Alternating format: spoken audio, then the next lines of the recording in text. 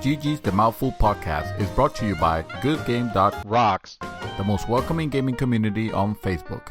Join the conversation at www.goodgame.rocks.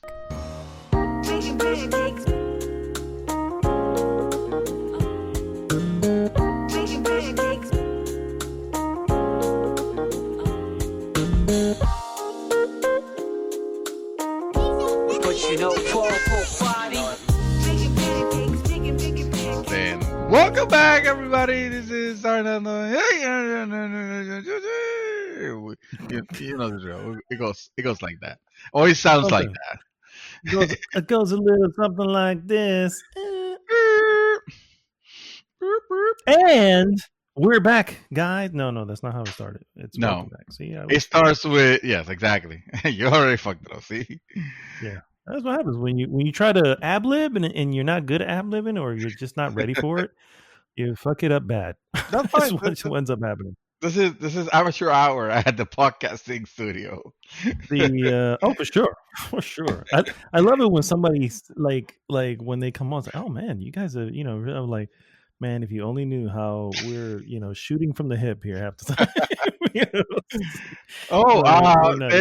That was this guy.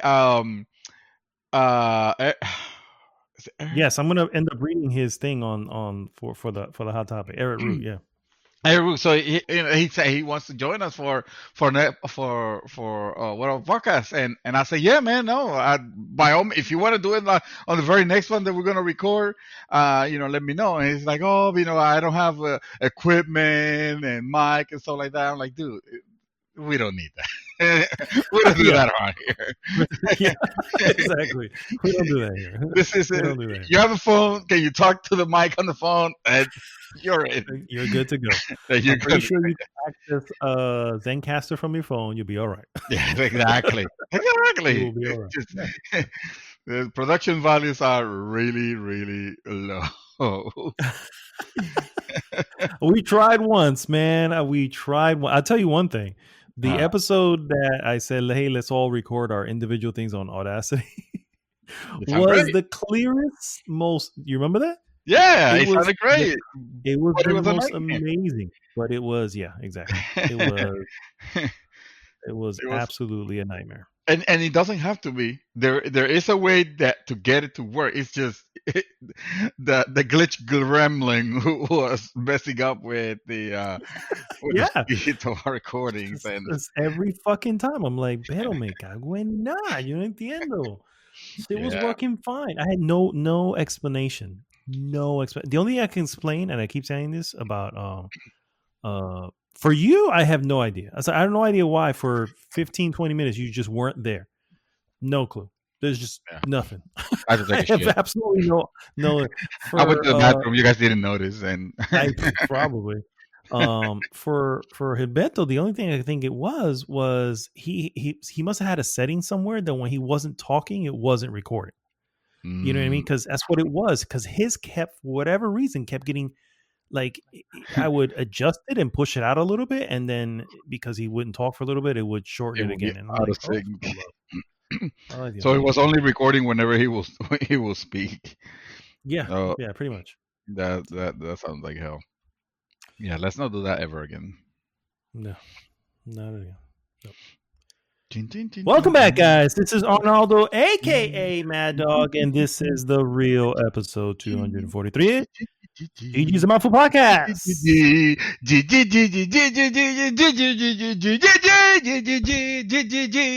Motherfucking G. Something else. Hey. Well done, sir. Well done. That voice, of course, is Mr. David Santos, aka Dream Twister. What is up, sir? Merry Christmas. Merry Christmas. Woo! The festivities are over, or are they? Because we still have New Year's. New Year's is still happening, and that's what we're gonna blow up because 2020, the nightmare that has been 2020, it will end there. Either that or the end of the world, and then nobody gets to experience anything. But it needs to happen. It needs to end. 2020 needs to die. already. All I, right. I agree, and not only does it need to die, it needs to die a horrible death. Like it has to come to a gruesome, bloody end. The The year for the record, fatality. not It needs anybody. to be a Yeah, but fatality. Yeah. yeah, yeah. It has to be something that will instill fear into the next 100 years. For none of those years to ever go. Oh man, we don't want to pull a 2020, guys. We don't want to No, pull a 2020. you guys Yeah, don't know what happened to 2020. Those guys are crazy. yeah, You don't yeah. want to mess with them, Yeah, with them humans. exactly, right, exactly. Yeah, man. Yeah, man. So it has been an interesting Christmas here, and by interesting, I really just mean not interesting at all. you know, it's just been me, my wife, my son. We had a little Yeah. tiny tree. We put a bunch of little things underneath the little tiny tree, and Christmas came around. We always do the midnight thing. We don't do the morning thing. Oh, the At midnight, right, right. midnight, we were watching something, and I was just, honey, let's just finish what we're watching. What's the rush, really? You know Yeah. what I mean? Because it became midnight before we were finished what we were watching. Let's just write it out here. We'll be fine. We'll be fine. I And so, yeah, that don't was our know. New Year's, sir. I That's mean, that our Christmas. that sounds like my ideal Christmas 2020, and the one that we should have all had. Unfortunately, I have a Puerto Rican family and a Dominican family, and you put those together, and you have a fiestón that will last for the next century. That could not be contained. So I'm sure that we were the epicenter of the epidemic at my house, and Oh my god! and at the other house also, because on the 24th in Nochebuena, we got people visiting from my wife's family, visiting from New York. Very safe Ground location there zero. in New Okay, York. yeah, yeah. By the way, we have people visit, and of course, by the way, I am not proud in any way whatsoever freaking ever. I should have stood my ground. I should have, but my mother-in-law's here, and well, from DR, and of course my wife, and they're a big family. They don't get to see each other, a lot. So I had no choice. At this point I had no choice. I had to go there. Of course, you try to make it very strict. Like, okay, we're gonna do this, but if we're gonna do this, everybody and their mothers and their babies are gonna be masked up and like completely bunny suited, and that's what we're gonna have. But you know how it goes. That Yeah. every now and then you see people start. Taking pictures. Oh, let me take a picture. Let me get close to you and take my mask off to take a picture with you so I can remember when you pass away from COVID or some shit. Oh, it's fucking terrible. It was bad. It was bad. And then not we had a good time actually. We had fun because we had the white elephant. We did another white Oh yeah, elephant the like. way yeah, yeah. Mhm. Yeah, yeah. And we had a good time with that. And the next day was Christmas, and everybody was opening their presents. They were under our Christmas tree at our home, at our house here. So and of course, like everybody was there. You can bet your ass that after everybody left, I was there with the Clorox wipes, like going through everywhere, all around, Dude, all make the it doors. make it easy on yourself, bro. All the, Lysol, bro. Lysol kills 99%, bro. And you uh, just well, spray. That's all you gotta do. Clorox touches that shit, so I'm pretty sure that it's killing 100. I mean, it was short of me like grabbing one of those things and eating them. It was the only thing that I could do to have some semblance of peace. That I was gonna be okay. But whatever, man. It is what it is. I can't say. I mean, I had a good time with the family. It's unfortunately this is not the way that it should have gone. Um, and now today I'm just quarantined in the house. I'm not Yeah, doing yeah, anything. that's I'm the not one. going Yeah. anywhere. Yep. No, no, no. But yeah. Merry Christmas, guys. This has been a fucked up year, and here's to hoping that the next one uh unfucks itself a little bit Yeah, more. for sure. For For sure. sure. Yeah. For sure. Yeah. Yeah. I do Uh have good tidings though, and I'm going to talk oh, about those when it's my time to talk on all what right. we have been Well, doing. let's set that up for you real quick. Guys, if this is your first time listening, thanks so much for tuning in. First, I want you to go, if you can, to goodgame.rocks. Join the conversation there.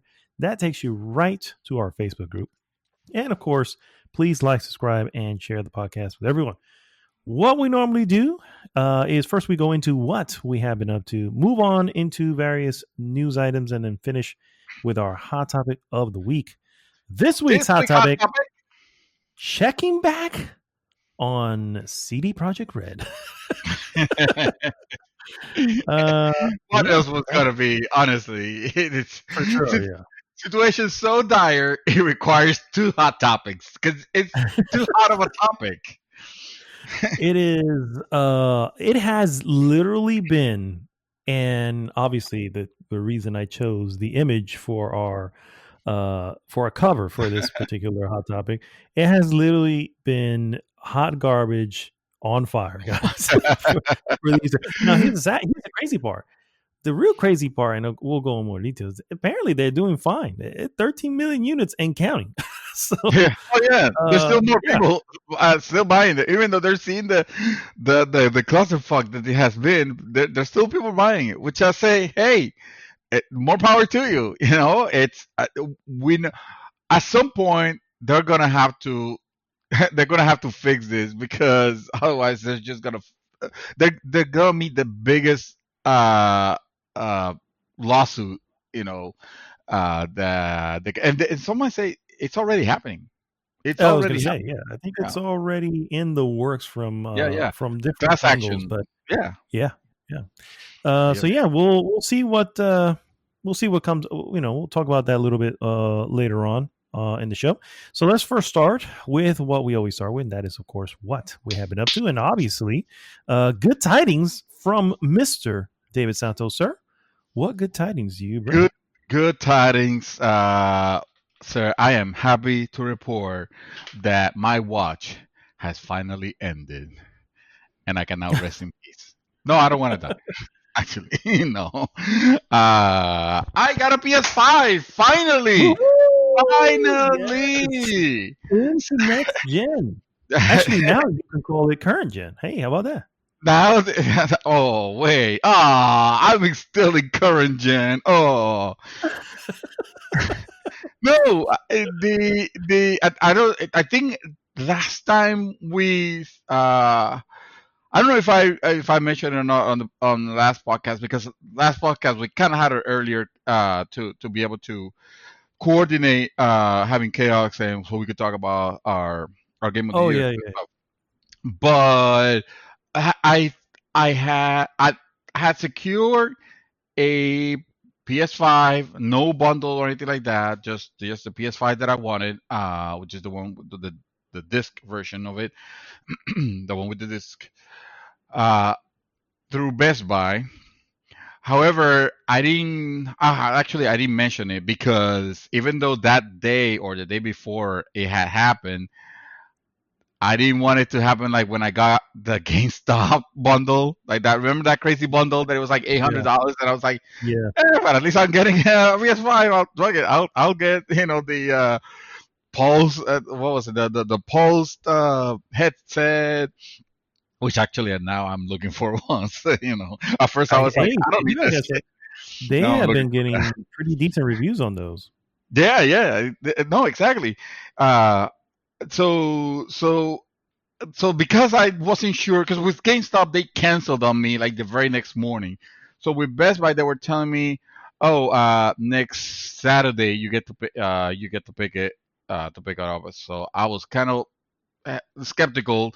I was still going into F5ing whenever I will get the opportunity, whenever I will see the announcements, uh, just in case.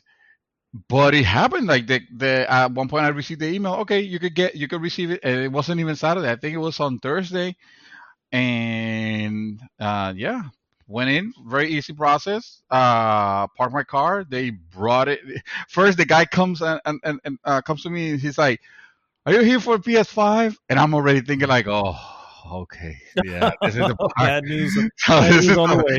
this is the part. Yeah, exactly. Like I wasn't even like my body was too tired to get mad at that point. I was like, okay, what's going on? Like what happened? It's like, no, it's okay. It's just so you know, we're unloading the truck right now because he literally just got here, and it was 9 o'clock when I got the with the email, and they were you could do pickups until 10.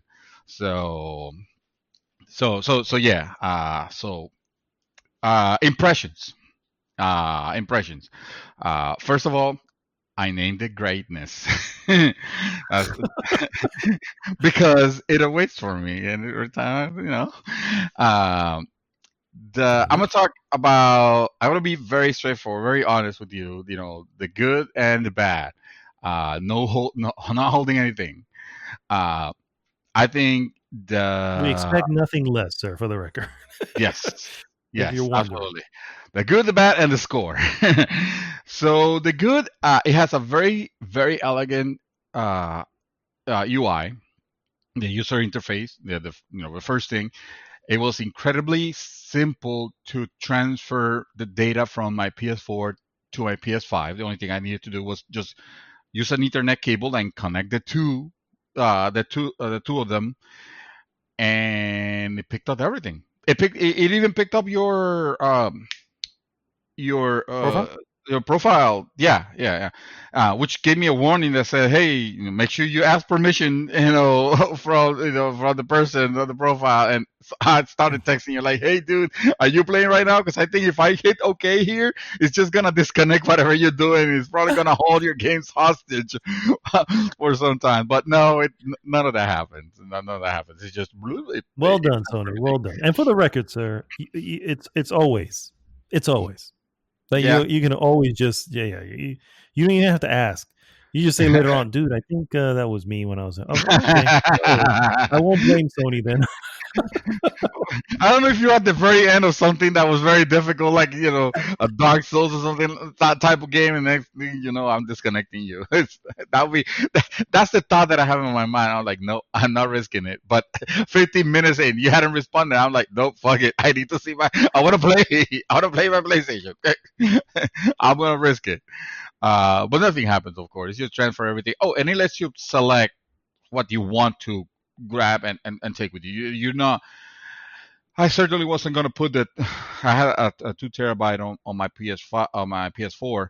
I wasn't going to bring everything that was downloaded from there because unfortunately the space the real estate on PS5 it is very limited. Now the process excuse me, the process to upgrade seems like it's not going to be too complicated. uh but there's still like which SSDs or NVMe's are compatible with PlayStation 5. That's still kind of in the air right now, and Sony has been kind of mum on it. Yeah, So yeah, I was gonna say they haven't I, they haven't really said much about it. no, and I feel like with the amount of games that are out there right now, there's not a rush. You could put a USB stick and use that to save your PS4 games. The PS4 games will run off a USB stick. Just the PS5, you can't install them on a USB stick, which I thought it was kind of dumb. But I will imagine that there are also reasons for it that are legit. Like maybe they always want the PS5 games to be on the NVMe of the PS5 because obviously the load that's how you take advantage of the faster loadings and stuff like that. So I guess that makes sense. Should be, yeah. Mhm. So it's HDR. HDR. You're getting an HDR image on that UI from the get go, from the moment you turn it on, and it has complete integration with the PlayStation Store. So much that sometimes I'm navigating the menus and I don't know where I'm already in the store. And it's like, oh, I get this is cool, but sometimes it could get annoying because it's like I want to see what's on the store. Oh wait, I'm already here. uh so that but that it is it like I said it works great. It's very elegant. I love the fact that the the operating system, I'm not gonna say is like super like 100% stable. Right now I've been playing games that have crashed. I have experienced two game crashes and Mm, two hardware crashes actually, which is it's obviously not the best feeling because the game crashes. Obviously, we know what to expect. You get that screen. Oh, you're out. Sorry, we messed up. Haha. um, but the hardware crashes are where you suddenly I turn on my PlayStation 5 and it'll greet me with that nagging screen of, hey, you didn't turn it off correctly. Now we gotta risk scan your hard drive, make sure you do it well next time or whatever whatever it says. And I'm like, how is it possible? My PS5 is connected to a UPC battery, so it's not losing power ever. So this is your fault. This is your bad. Sony, something ain't right with stop your pointing OS. fingers, Tony. Come on now. Come on now, come on now. But yeah, it hasn't. It's still within what I would call tolerances.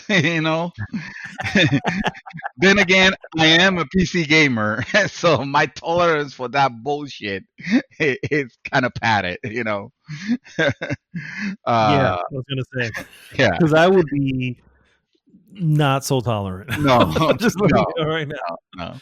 At that point, I mean, I'm thinking about like what I had it for like maybe 2 weeks, and experiencing that, it's yeah, yeah. But like I'm not noticing the system getting crazy hot or anything like that. Of course, we have we have had nothing but cold weather, so I'm sure that's helping. Uh, Yes, guys, uh, it is cold and actually, I think it's like 35 right now. Something ridiculous, right now bro. it's something. Yeah, right now it's damn cold. Yeah, right now, Like, what right in the now. world? Yeah, yeah. 2020 just can't let us go.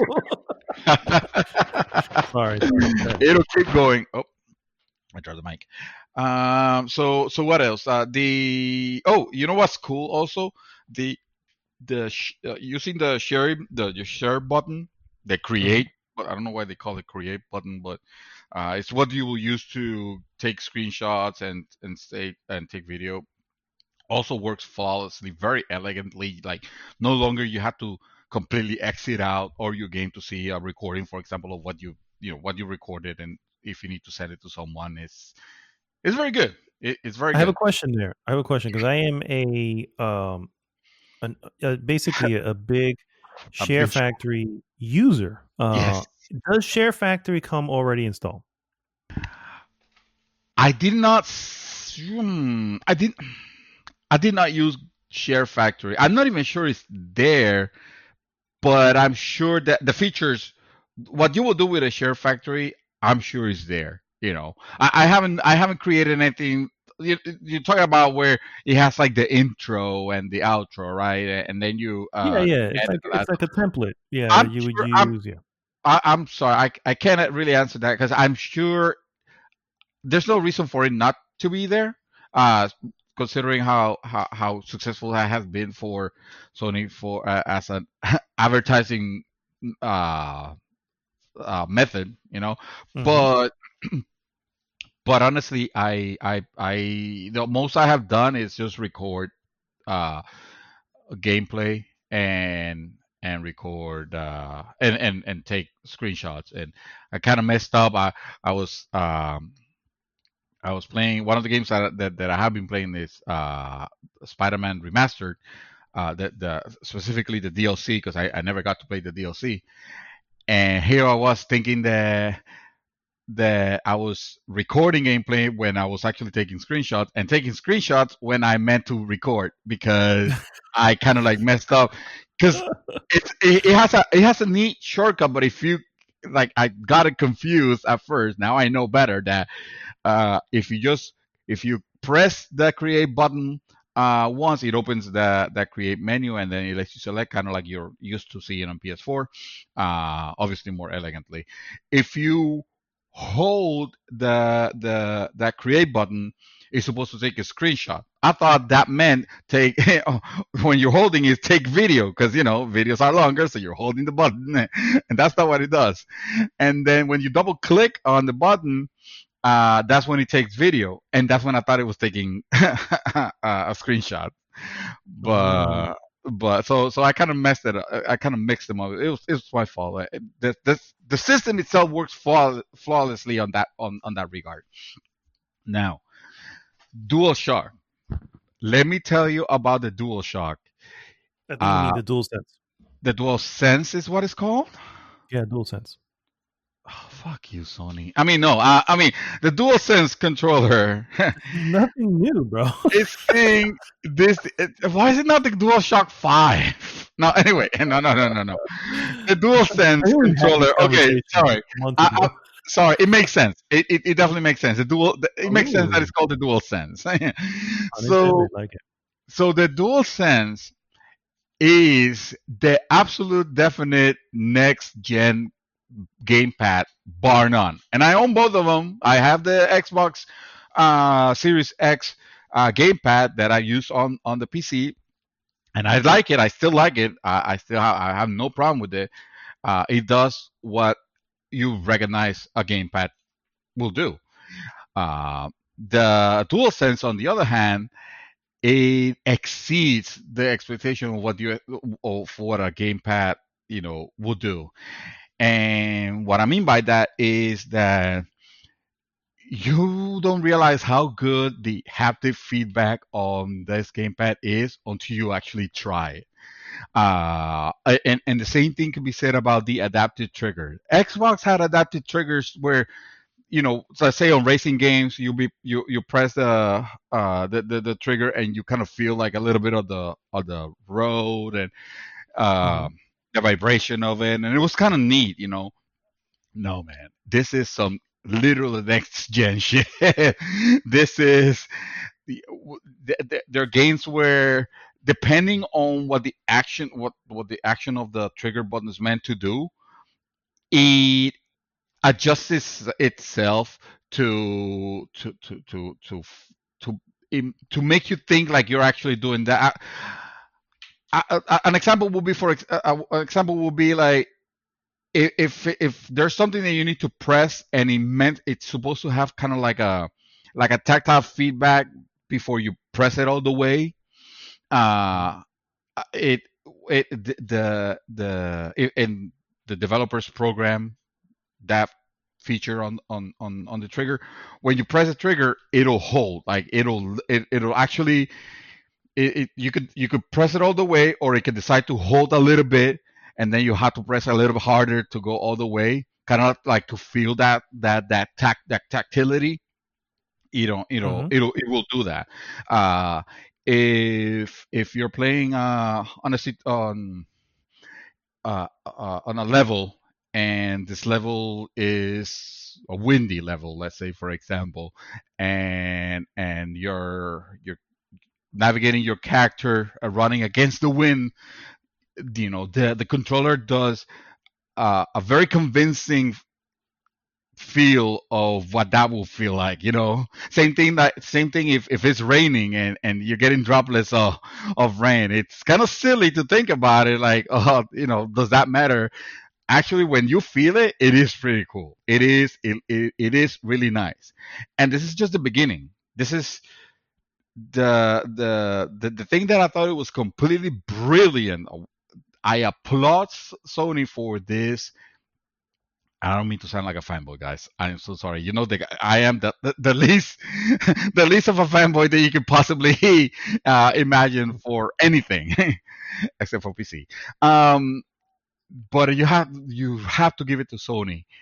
They they give you the perfect introduction to the DualSense on a game, on a full game, and that game is Astro's Playground. That's one of the games that I've actually been playing, obviously, because you wanted to try it, and the game does, without feeling gimmicky. Without, like, I thought, oh, this is gonna be like a tech demo for it. No, it's an actual game. That you get on this thing, and it's a fun game. It's not too difficult or anything like that. You have unlimited lives, and it's not meant to be like super challenging unless you're going collecting, you know, uh, uh, other stuff, because the game is about getting and collecting pieces of the PlayStation history, I guess. Oh, that's awesome. Oh, dude, you have no idea. This game was made for you. You will absolutely, Are you calling you me will a fanboy? maybe, but you will Wow. absolutely fall in love with this game. You will love it. You will love it because of what it does. Not just the fact that it introduces you to all the things that the DualShock can do. Even the motion that the moving the even motion controls, they you would think it's like bullshit, and yet it does it like with a level of precision that you're like, oh, okay, I can get down with this. I'm not asking for motion control games, mind you, but I'm saying if a game has it, it's cool. It's cool. The pad itself, the what do you call the pad button that it has, um, Touchpad? the touchpad, yeah.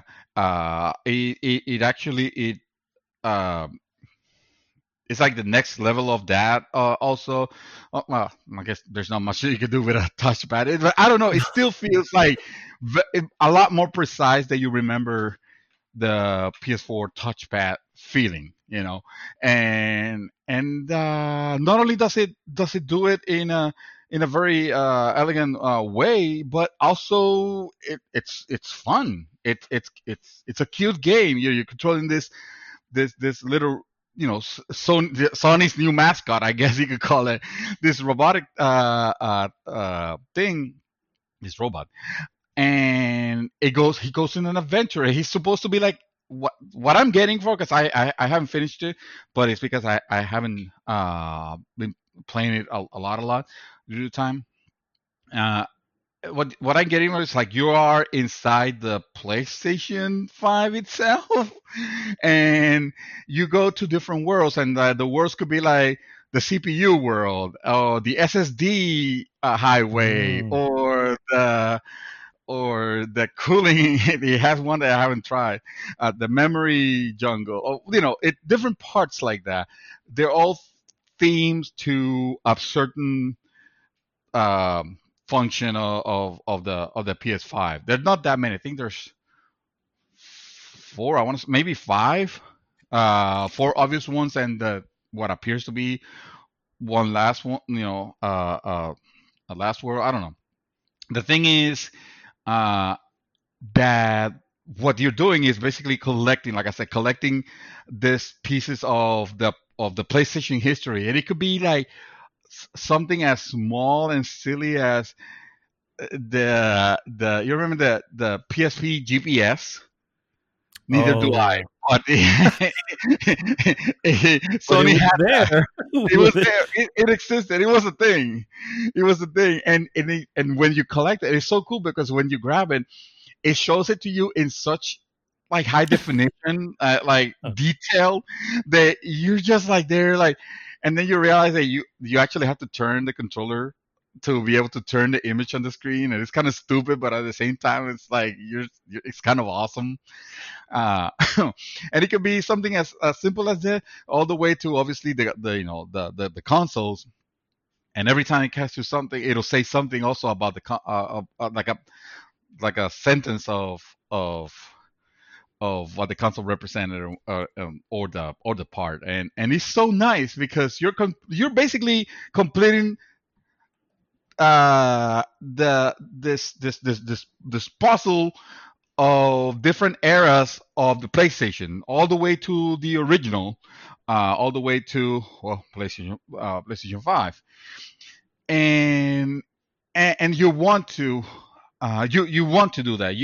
You want to go back to it and complete it just to get all the, all those pieces. It works great as a collector, especially if you're a Sony fan. You will definitely love that. Uh, and the music is phenomenal. The graphics look great because obviously they're next gen graphics already. But if anything, that they nailed it on the score of it is so.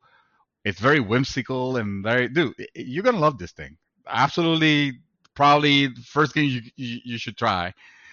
When you get yours. And a great Sure, rub it in. No, just kidding. when you get yours someday, whenever no. Just kidding. I am not salty at all, guys. For the record.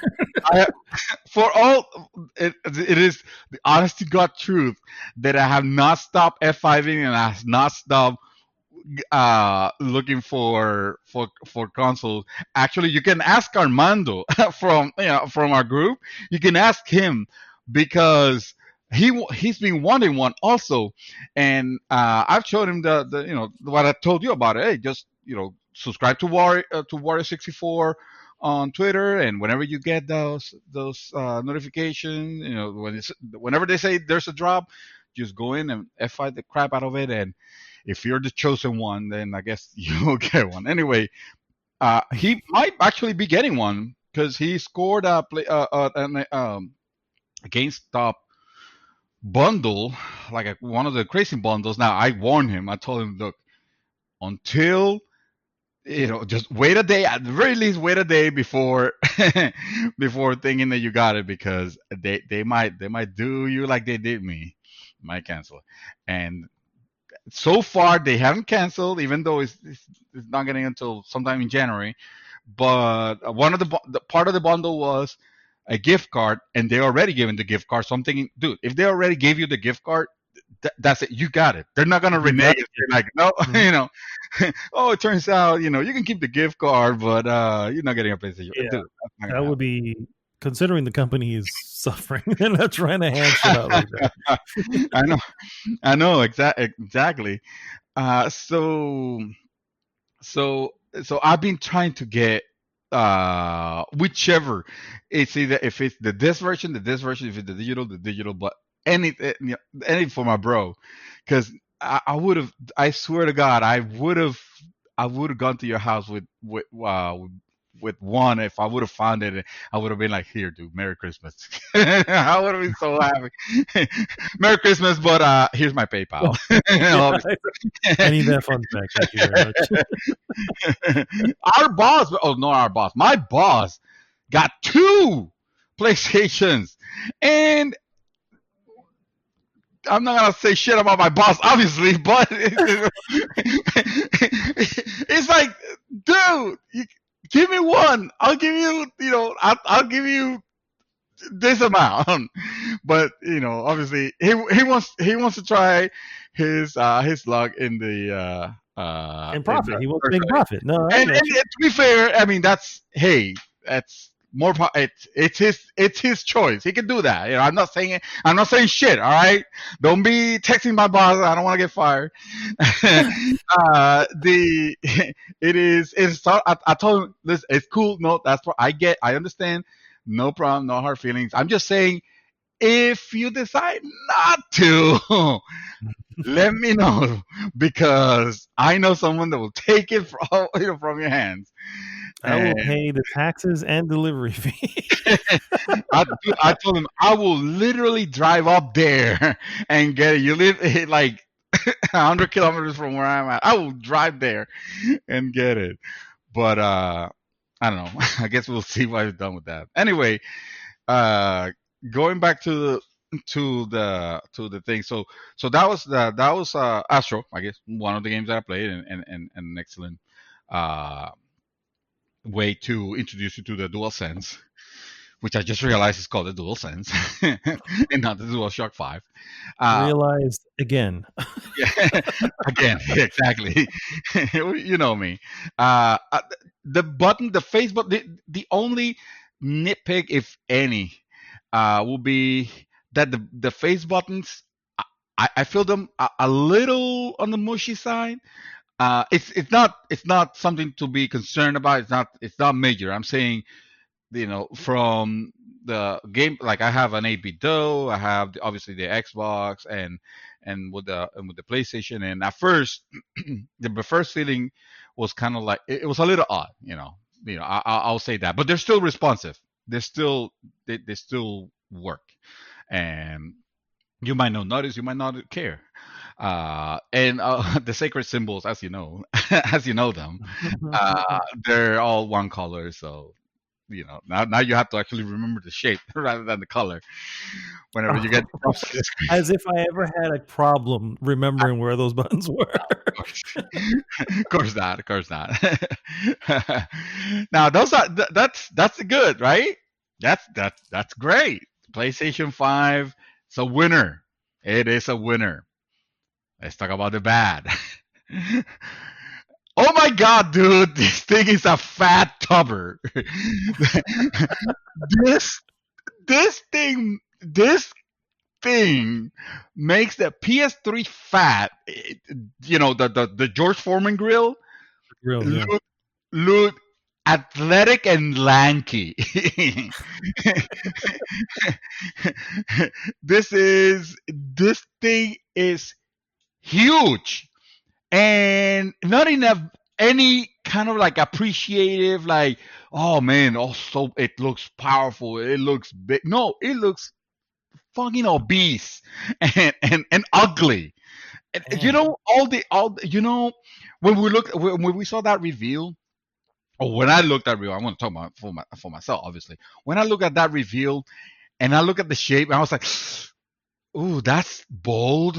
But then I was like, oh yeah, that's bold. I kind of like it.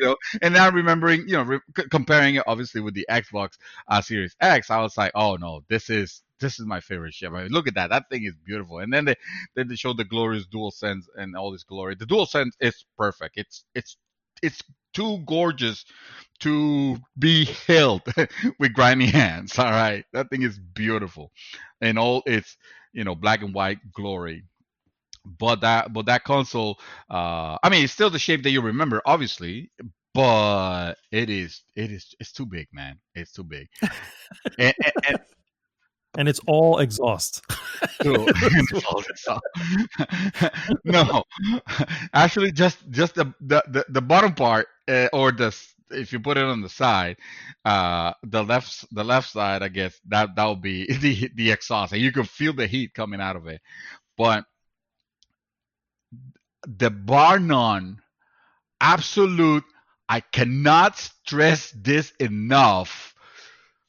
Dollar store shit gram of a base. It is embarrassingly bad in so many ways, in so many shapes and forms, that if unless you're planning on getting this tower and putting it like a tower, in the air purifier style, method, Mhm. the base, which we were giving it props for when we saw that reveal of how it worked and all that, when we were like, oh man, that's a piece of engineering. That thing is absolute shit. 100%. I cannot stress this enough. If you're going to put your PlayStation 5 sideways, buy double-sided tape. You will need it. It is a requirement, and it doesn't come with that. All right? Because all it does to be able to put it sideways is it has kind of like a little like a hooky clip that you put it on the back, that it tells you, oh, just line it up with this, and you line them up, and then you notice, like, wait a minute, that's it. I just put the clip. You don't even hear a click or anything. I would have been okay. Like they should have it should have clicked. It should have grasped something, but it doesn't. It just kind of like slides in, and that's it. That's your base. That's your base. You put it on the stand, and you notice like, hey, I mean, this thing. I mean, it's not a fucking weeble, but it wobbles. You know, it wobbles a little bit. and if you touch it, and you might say, "Oh, I'm not gonna be touching it. Why? I'm not gonna. It's just gonna be there. Obviously, why you gotta touch your place? Well, dumbass. If you need to charge your gamepad, and you are not giving Sony $30 for their dual charge or whatever they call the charge sense or whatever they call it now, the cradle where you put the two controllers to charge, and if you decide to put to charge your PlayStation, your dual sense, obviously at some point it's gonna need it. You're gonna use the USB, the USB cable. One side is USB C because the gamepad is USB C. Thank goodness. And then the other side is just standard USB. I don't know why, because the console itself has USB C on the front as well, but I don't know. That's not the way you put it, or I haven't tested using that to charge. The thing is, the moment I disconnected with my dual sense was charged already, and I just pull lightly on the cable because it's a brand new console. You can tell that I'm trading it with care. I brought the whole damn thing off the hinges of the base, and it almost came off the entertainment center, and it would have fell on the floor had I not grabbed it. And Damn. all I did was pull from the USB, the USB cable, not yank it from the other corner. No, carefully pull it out. Dude, at that moment I was like, nope, I need to fix this. I don't know how. I need to fix this. And then Armando gave me the idea of double-sided tape. I'm like, of course, double-sided tape. And I even went ahead and took pictures of it, and I posted on the group for like, okay, if you guys are getting this version, I don't know how heavy the digital version is, but if you're getting the one with the disc, and this thing is already heavy enough, uh, you're gonna want to do this mod.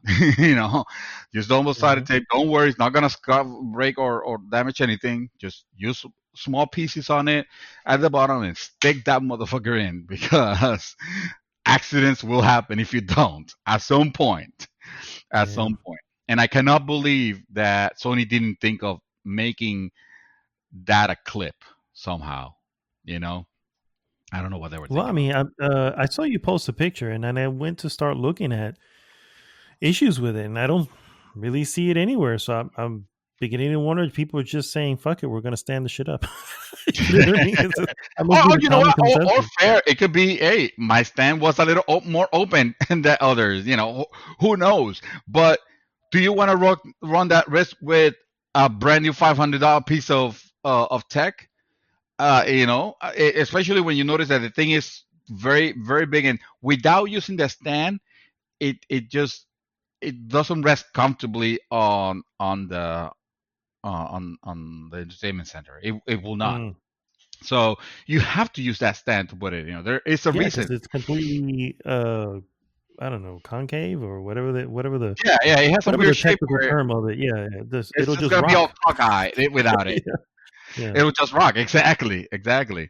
So, but yeah, there is that. Like I said, the shape. I feel like the shape of it, not so much the size. I know the size. It's mostly, hey, we need to ventilate the crap out of this, obviously. But I feel like the shape of it has been designed with method and purpose. And I mean like purposely designed to be a centerpiece.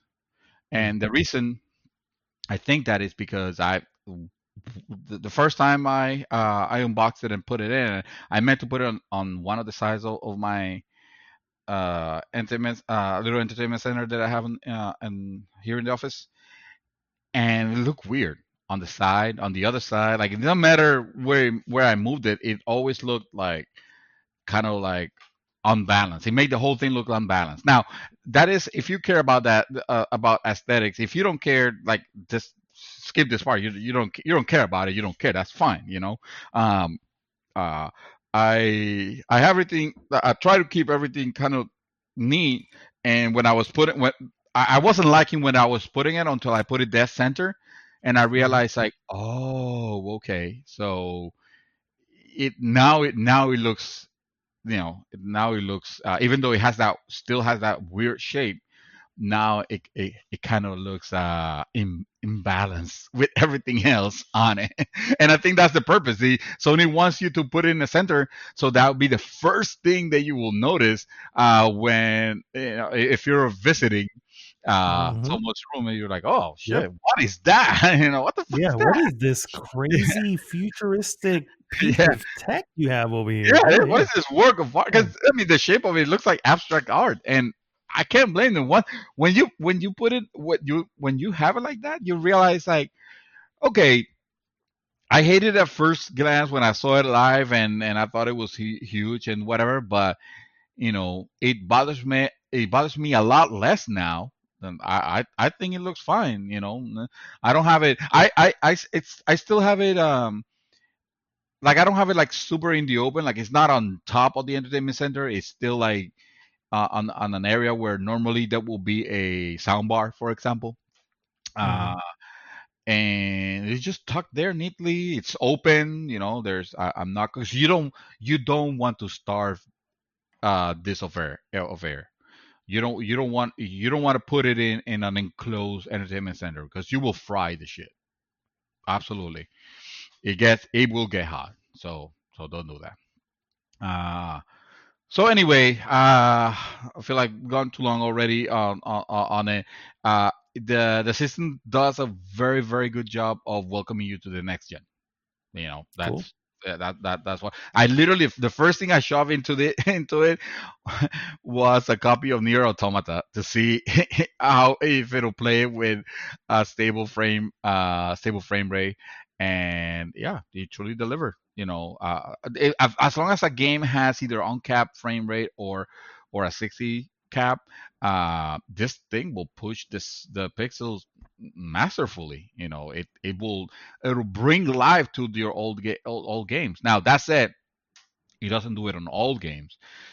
I did try, for example, one of the games I tried was Judgment, and Judgment has a 30 frame per second limit, and playing it on PS5 does not make the game look or feel any better than it was already.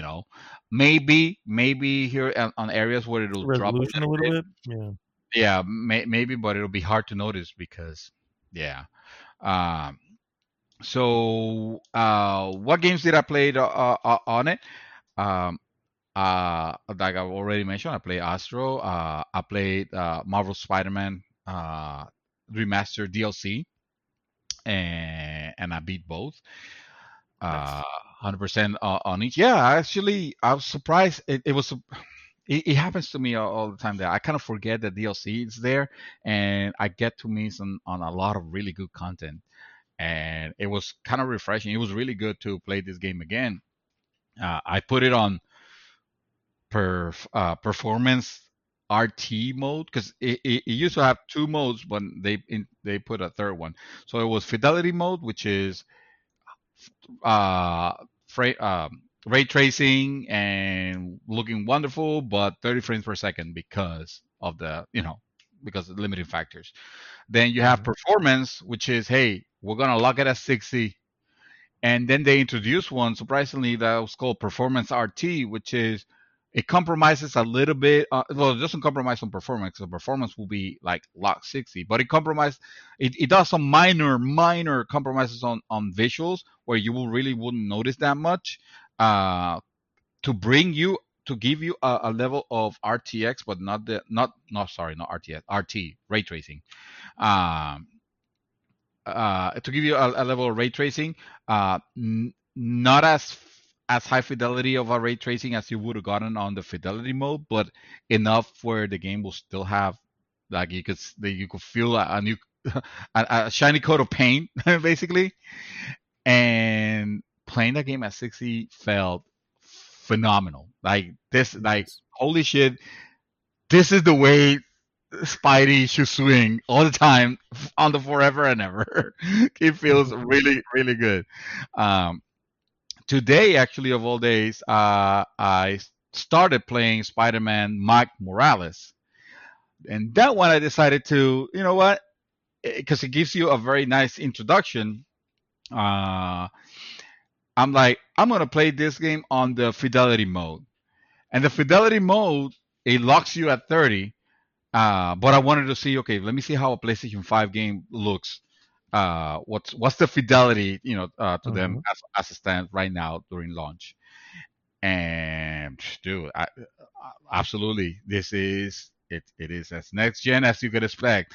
That city looks vibrant. The effects looked amazing. The game itself, a little bit about the game itself. Obviously, you play as Mike Morales. Uh, I was a little worried, thinking like, oh, but I played the DLC. This is probably gonna feel like another DLC, and uh, no, it actually it obviously they have this is maybe not a full sequel, but it's still sequel esque, where Mhm. it does have enough newness and new things and new feels to make it feel fresh and to have it enjoyed a whole lot. Like I very shortly after I play, I forgot that I was playing at 30 frames per second because it just felt really good. And of course, Miles Morales have this way of swinging that is kind of he's a lot. His How can own I style. describe? Yeah. It's definitely his own style. It's a little like a bit more acrobatic, Mhm. let's say, mixed with uncoordinated, but in a nice way. Like I literally felt it. You could see like you could see him like hitting the ground like oh ow, I was like oh shit. Was Spidey that never happened to Spidey, But with him, as I was swinging, I was trying to do all these tricks, and of course I just played the last two DLCs. So even though this is trying to take me to the introduction, I was already swinging and doing all sorts of acrobatics and stuff like that. That the game hasn't taught me to do just yet. Because the controls are pretty similar. It feels on the spot. They did a really really really good job. Um, but I'm too early on that game still, and I mean I'm enjoying it a hell of a lot. And this is another game that has your name on it, bro. You're just gonna eat this shit up. Oh yeah, yeah, for Yeah, sure. that, especially with the whole Latin aspect of it that it has. That it's like so Honestly, for nicely me, tuned. It's yeah, for me, it's from what well, I can't really speak because I've only seen it from the little bit of trailers and stuff that they show. It's just mm, getting that New York feel back, but mm, not Peter's New York. What would yes. have been my New York, the New York I was used to, with the fire escapes and calling down, hey, throw me the keys, hey, open the front door, silly shit like that, just shit Yeah. that you do in the barrio, you know what I mean, and yeah, that's what I don't know if that's what even is included in it, and I don't need to know. I'll Yeah, get to that when I need. kind of in a way. It makes it definitely is that Latino feel. Oh, that this is. Yeah, for sure. I don't know. It's dude. It is very well done. It does strike a very nice balance. I know you. Like I said, yes. Um, Another game that I tried, and this one I have to admit, I wasn't thinking on doing, but I got the game was at a really good price, and curiosity got the best of me because I wanted to talk about it also. And that was Assassin's Creed Valhalla. I bought the PS5 version. Now, mind you, I paid $22 for it. The because I had a coupon. Does it include the experience doubler?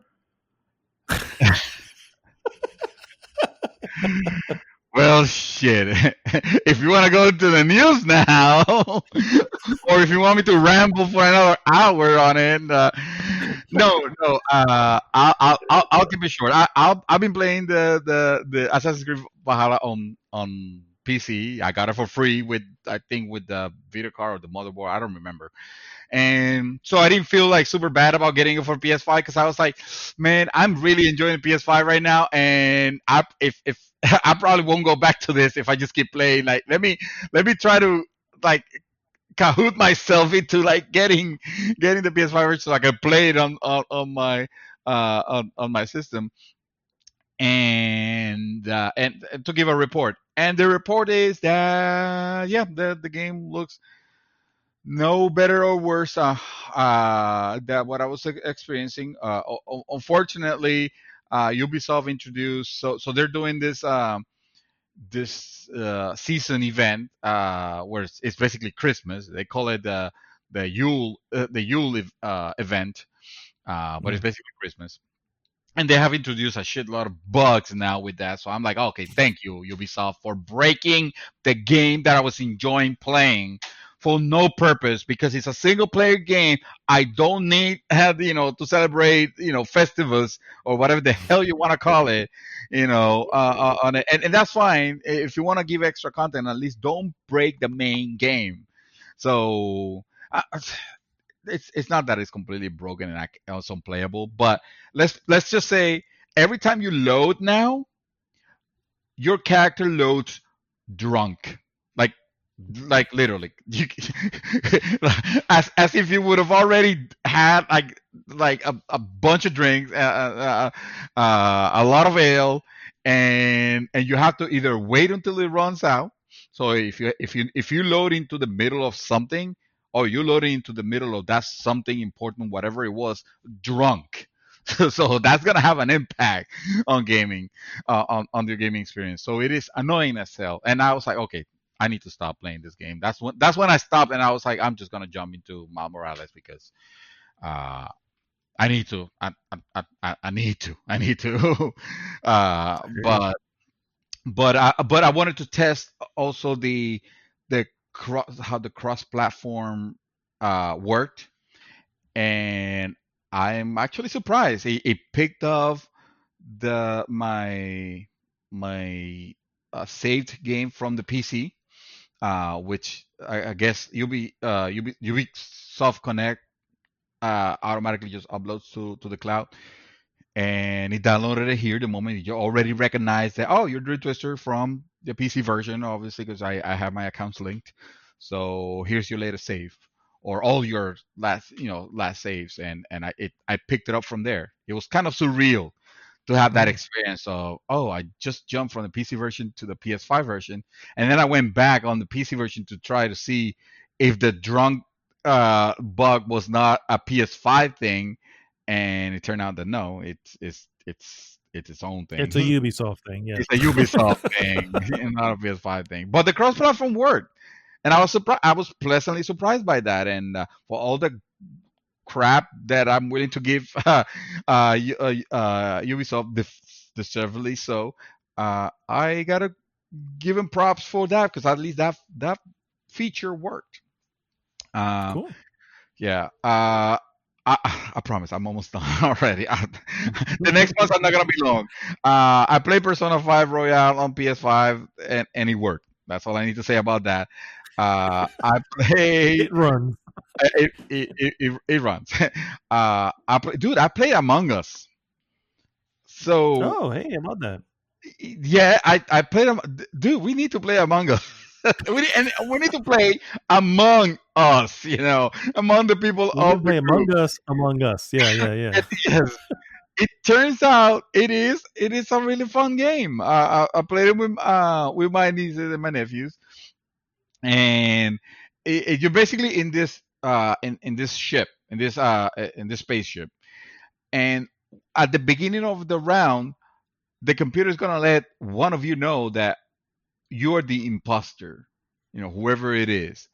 Uh, as a member of the crew, you're assigned to do tasks around the ship. Now, the imposter has to act like another crew member, obviously, but the actual job of that person is to start taking down the other crew members or sabotage the systems Mhm. so that the spaceship will blow up.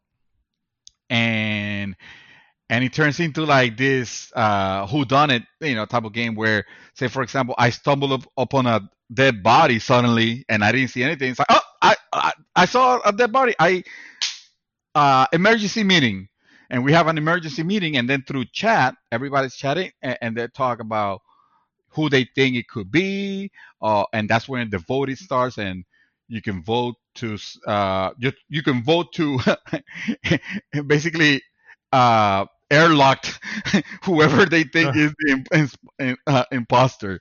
Now you want to have at It's kind least, of sad, really.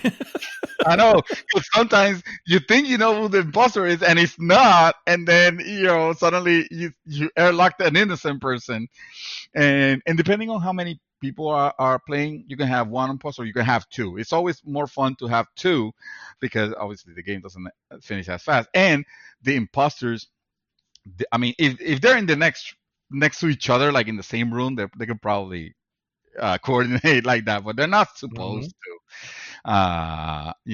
So it turns into this kind of like cat and mouse situation where sometimes you will see, for example, uh, the imposter is the only one that can go through vents, kind of like in Aliens, uh, Hmm. but not the crew member. But if you suddenly see a crew member going, disappearing through a vent, you can say, ah, emergency meeting, emergency meeting. I know who the imposter. I just saw him. I just saw him. It's Oh, so this you gotta be person. It's careful. blue or it's whatever. Do you? Like I'm thinking of a get together whenever those are legal again. Um, that would be a blast. That would be a blast to play. Oh, I'm I sure it is. Yeah, I think for sure. you will really enjoy it, and it's funny because it's so simple. Like you get the first time. Now, if you're a crew member, you got to think about, okay, do I do my tasks or do I stay with someone all the time? But what if that someone is actually the instructor and I don't know? I don't want to be. And sometimes you'll be in a room and somebody will walk in and you'll be like, hello, why are you here? what, what are you doing here? What are you And they're there doing? by themselves, and like, oh well. And you don't know. It's really really cool. I didn't think. I mean, not that I didn't think. I knew that the game has something because it was supremely famous. A lot of people are playing it, but like I didn't know why until now. And I can say we need to have that GG Among Us party, GG Cross, Nivel Escondido Among Us party. Be Oh yeah, I will phenomenal, definitely get behind some of that for sure. Giovanni, phenomenal, dude. let us know. I If will I will give my mother-in-law an extra dose of something so she stays asleep. and we can do it. Oh my god, that could go really awry. So He probably could. if it comes to that, let's not. Suddenly I'm the imposter. Yes, No matter what. exactly, exactly. Oh my god. Oh my god, no, it's a blast. It's a blast. It's really really fun Among Us. And then finally, I'll close by saying that Epic Games had a super mega sale where not only they were doing the Steam's their own version of the Steam sale, but they were also giving unlimited $10 voucher, so you could get some really cool titles for as little as $11 or something like that. It was crazy. I have most of them, all of the ones that I wanted to get already, but I didn't have Tony Hawk Pro Skater 1 and 2, which is one game. And I was like, at that point, it's only like $11. Yeah, I'll grab it just to. I need to try it out because this is a game that I hold near and dear because it reminds me of a very special moment in my during my youth, uh, which was when I moved here.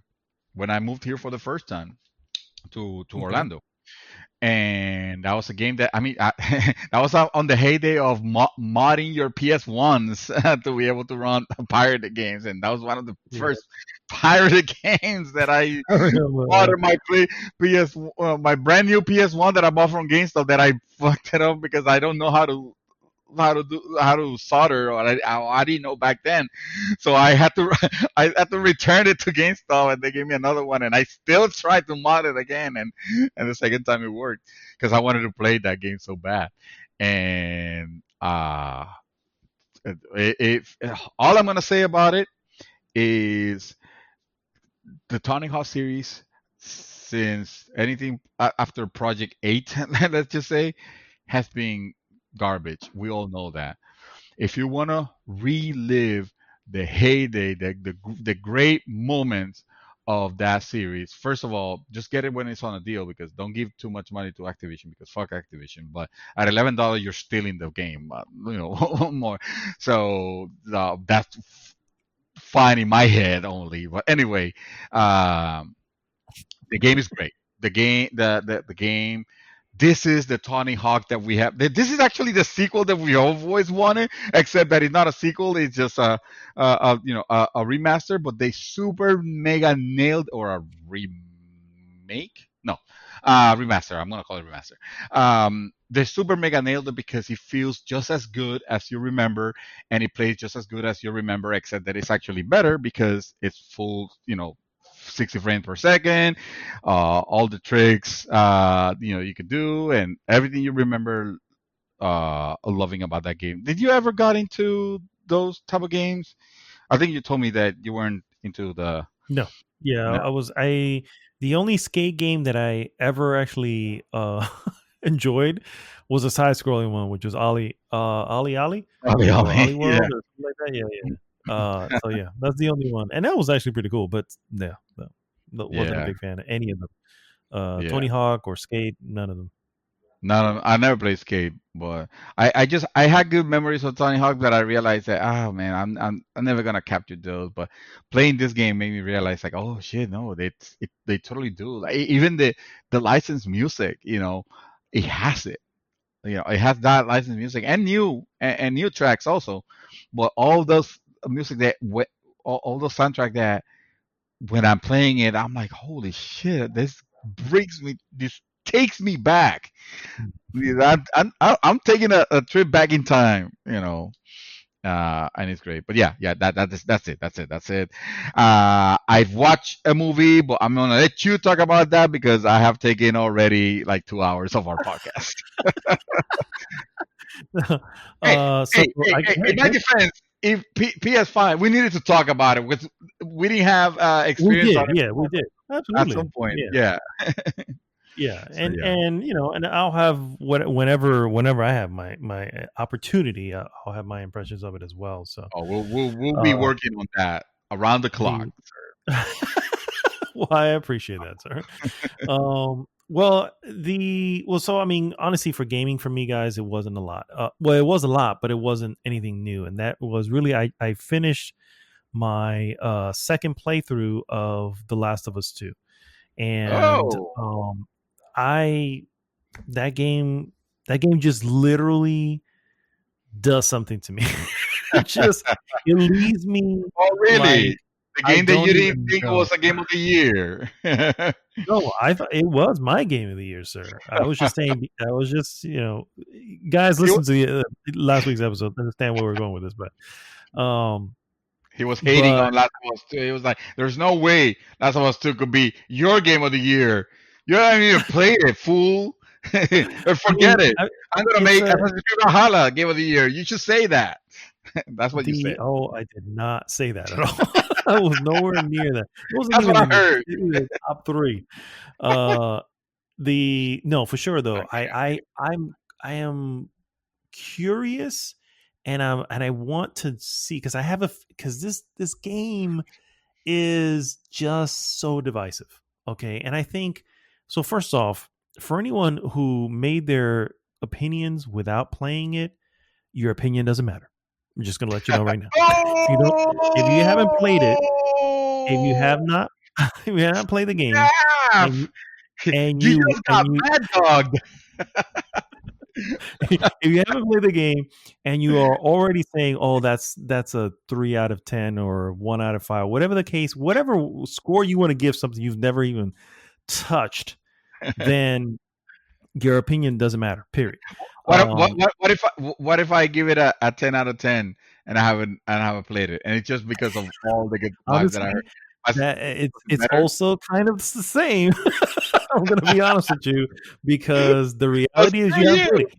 And you and I don't say I'm curious to see when you and Chaos, because I have a feeling it's going to be literally split. I feel like one of you is going to be okay with it, and the other one is not. And I'm not entirely sure which is which, but I don't know. I just feel that it's going to be half and half, and it would be the perfect example of why I feel, why I think this game is I said it in last week. It's a very challenging game in the sense that there's things that happen throughout the story, a lot. You know what I mean?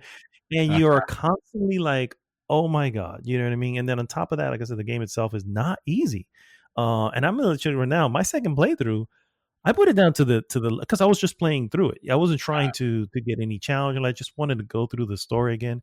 Yeah. And no, it's not. It's still freaking challenging, guys. I'm just letting you know this is still not an easy game. And I had cheat codes that I could unlock. I didn't unlock any of the cheat codes. I just kind of put it on easy and left it at that. But at some point, I was like, "Damn, I just want to play the game. I just want to get through it. Maybe I should throw on one of these cheat codes here just to get past all this." But it's a lot of fun in the sense that if just the way you approach certain things. I've said this before. If you play the first Last of Us, more so on this one. You cannot approach it. Stealth is a big thing in this game. You don't need to stealth, for the record. It's not something you need to do. And there are plenty of videos that shows people who are not stealthing. They are actually getting through it without doing it.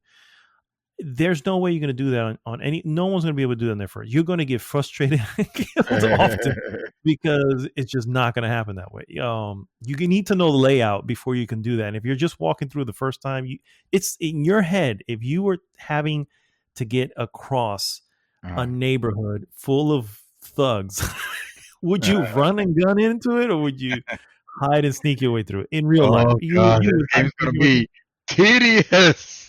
It is 3 out of 10. You see. So anyway, my point is, say I played it again. I don't want to stay on it too long, but I played it again. Thoroughly enjoyed it the second time through, and this actually I played it 2.5 times because I literally started it over again when I first finished it, and Ghost of Tsushima came in and just kind of swept me away as I was a little bit past the halfway point. So I came back recently to it because we were talking the Game Awards, and I was just like, man, I kind of want to go through it again. You know what I mean? And, and I was like, let me just put it back in, and yeah, it was a very enjoyable. And by enjoyable, I'm using the the word loosely when it comes to enjoyable. I like pain and sadness. Nothing makes my Christmas better than. As I said, it's a very bold game, and I mentioned that in the choices that I made, because everything was bold when it came to those the games from this year. I think the games from this year really pushed the envelope in a lot of things. Last of Us, Final Fantasy VII as well, in its own way, which I will not mention here, also pushed, also made a bold choice in what they wanted to do. It's a lot of that, throughout the year, it's been a lot of that, which is great. That's what I'm saying. This is like maybe one of the best years in gaming. It probably would have if Cyberpunk would have stuck the fucking landing. You know what I mean? Well, we won't stick on that. Cyberpunk was the dodo, and it was launched from like a building to land, and yeah, exactly. They put a dodo on top of this little flying paper plane. And said, here you go, and it just sank. Flat. But yeah, that's really all I have been playing. I have been watching a lot of stuff. I'm gonna go ahead and start with the one that actually I'm gonna get two of these out of the way because these are revisits that I wanted to do. I rewatched Sicario, the original, Oh, the and original, the good one. man, Yeah. it's a fucking good movie, dude. It Yeah. is so good. Um, Tense, even though you know what's happening, you still feel tension because of the way the score is going, and you know the whole thing is just done so well that I'm just tense Yeah. throughout. So excellent film. I rewatched Dread, which is the movie regarding the comic book series Judge Dredd, not the one with Sylvester Stallone. Fuck that one. The one with Carl Urban, and it is a ridiculously uh, just violent and you know it's only an hour and a half, and thank God because I don't know if anyone can sit through Tim- more of that. But it's Wow. still a lot of fun. I mean, it's violent, but in the sense that you almost chuckle at it, like, "Ooh, damn, Yeah. that looked like it hurt." You know what I mean? Nothing that gets you queasy or anything like that. Not that kind of gore, but it still has blood and all that stuff. But it's one of those. It is the epitome of a popcorn flick where you can just sit back, Yeah. throw it on, let the action run, and just have fun with it. And so, yeah, I rewatched Dread. So those are the two I just kind of want to spit really quickly across. A third one, actually, though, because I was preparing for Wonder Woman 1984, which I did watch, and so did uh, Dreamy. But I did rewatch the original Wonder Woman, so I made it like a little double feature. So we Oh, rewatched that's the what you original. meant. Okay. Yeah, yeah. You said double feature and you put Wonder Woman, and I'm thinking, oh, so you're watching Wonder Woman 84, but what other movies the double feature? Or were you so excited Wonder about this one Woman that you got double it feature. twice? Because you have been known to rewatch movies, and I was like, Yeah. twice? And no, I mean, true. I have been doing, and I'm actually revisit 84 again just to just to get my final whatever. But I did watch the first Wonder Woman 2017 Wonder Woman, and just to kind of get a feel for it again and just get the history and all that. And I was like, oh man, this was actually it was good. I remember giving it. I want to say give it like a 7. 7, you know, out of Yeah. 10 at the time back when we didn't have a rating system. Yeah. And so I was like, oh, okay, you know, and I was like, it was great. And it really held me. And I was just like in right up until the end with the spoilers here, the fight with Ares and all that craziness. And I was just like, okay, so now we're now Aries. we're in Ridiculous. special effects land, and we just have to buy what's going on, I guess. You know what I mean? So bad. But still, Yeah, a very enjoyable movie. I actually liked it even more than that. So I don't know why I'm yeah. talking crap about it. I'll say Well, I the mean, crap for because later. it was, yeah, it was significant. It's something significant, right? It's one of those things you go, oh man, you guys were nailing it. You know what I mean? It's like everything Yeah. up until that point was exactly what I wanted. My favorite scene is when she runs across no man's land. You know, she said, I'm gonna go across, and then she goes across, and I'm just like, oh, this is badass. And then the whole fight scene after, I was like, man, this is really, really fucking good. This is really Yes. well done.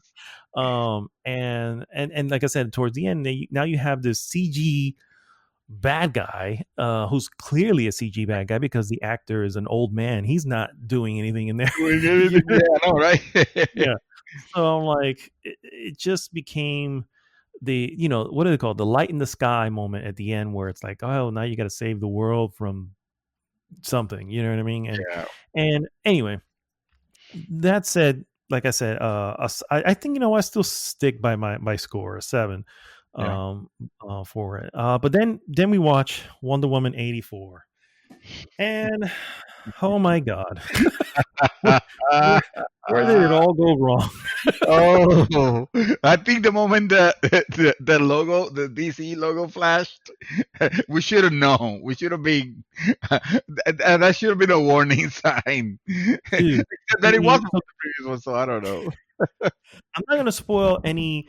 I'm not No, going to spoil we're any not. major plot points. No, Okay. we're However, I will discuss what is seen in the trailer, and one of those scenes is rarely right at the very beginning in a mall, you know, not. and I'm just like, The entire mall sequence, I'm going, oh my god, they went campy. Why would they do this? I don't understand. Yeah, they don't want to get too serious because the people say, "Oh, they're too serious. We want to be like Marvel." I said they don't know how to go Marvel, so they gotta go I silly. say steer into the curve, man. You're already going that way. Just go that way. No, Uh, people like Shazam, so they were like full Shazam one day. I guess, man. And then the 80s, it's just like the 80s was almost like a backdrop that Yes. didn't Oh my even God. matter. I was like, why No. did it even it just could have been at any point, you know what I mean? And it's like Yes. it didn't need to be the 80s, you know. 100,000%, I agree with that. It never like for all intended purposes, we were thinking like, oh man, this does. They're going to the 80s. I'm thinking like, if they can do something cool with it, but I was nope. thinking Stranger Things or it's like, Yes. oh, they're gonna have all this going, and Yes. it was No nostalgia whatsoever. It was literally like you said, it was just a backdrop, and this could have happened at any any yeah, moment of time. It wouldn't have it mattered could have been because the it was 60s. Yeah, it wouldn't matter. Yeah.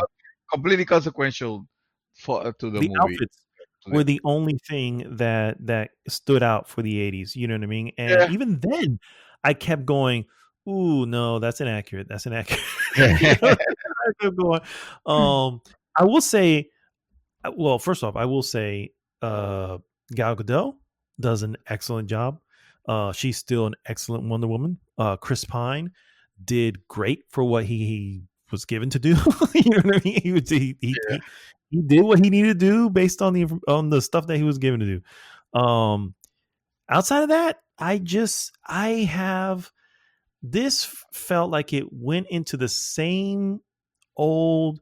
Hey, we have someone who is goofy and whatever, and they become the villain eventually. You know what I mean? It's like Yeah.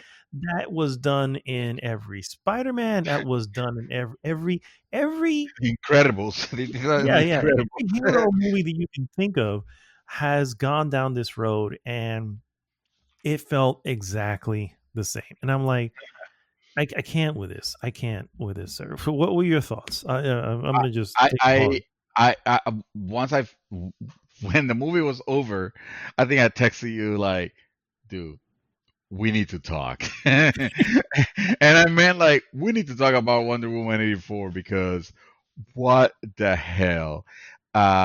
Too many pieces that obviously to say anything will be too small, but too many like ridiculousness for ridiculousness sake. Like it doesn't feel So like it much. has the what? I was gonna say so much unanswered stuff. So much Yes, unanswered. Like, exactly. oh my god. That's another thing. It doesn't. It's not that it's not that it doesn't have an ending. That it's not that type of movie that I would hate it if it didn't. But it's just that the villain.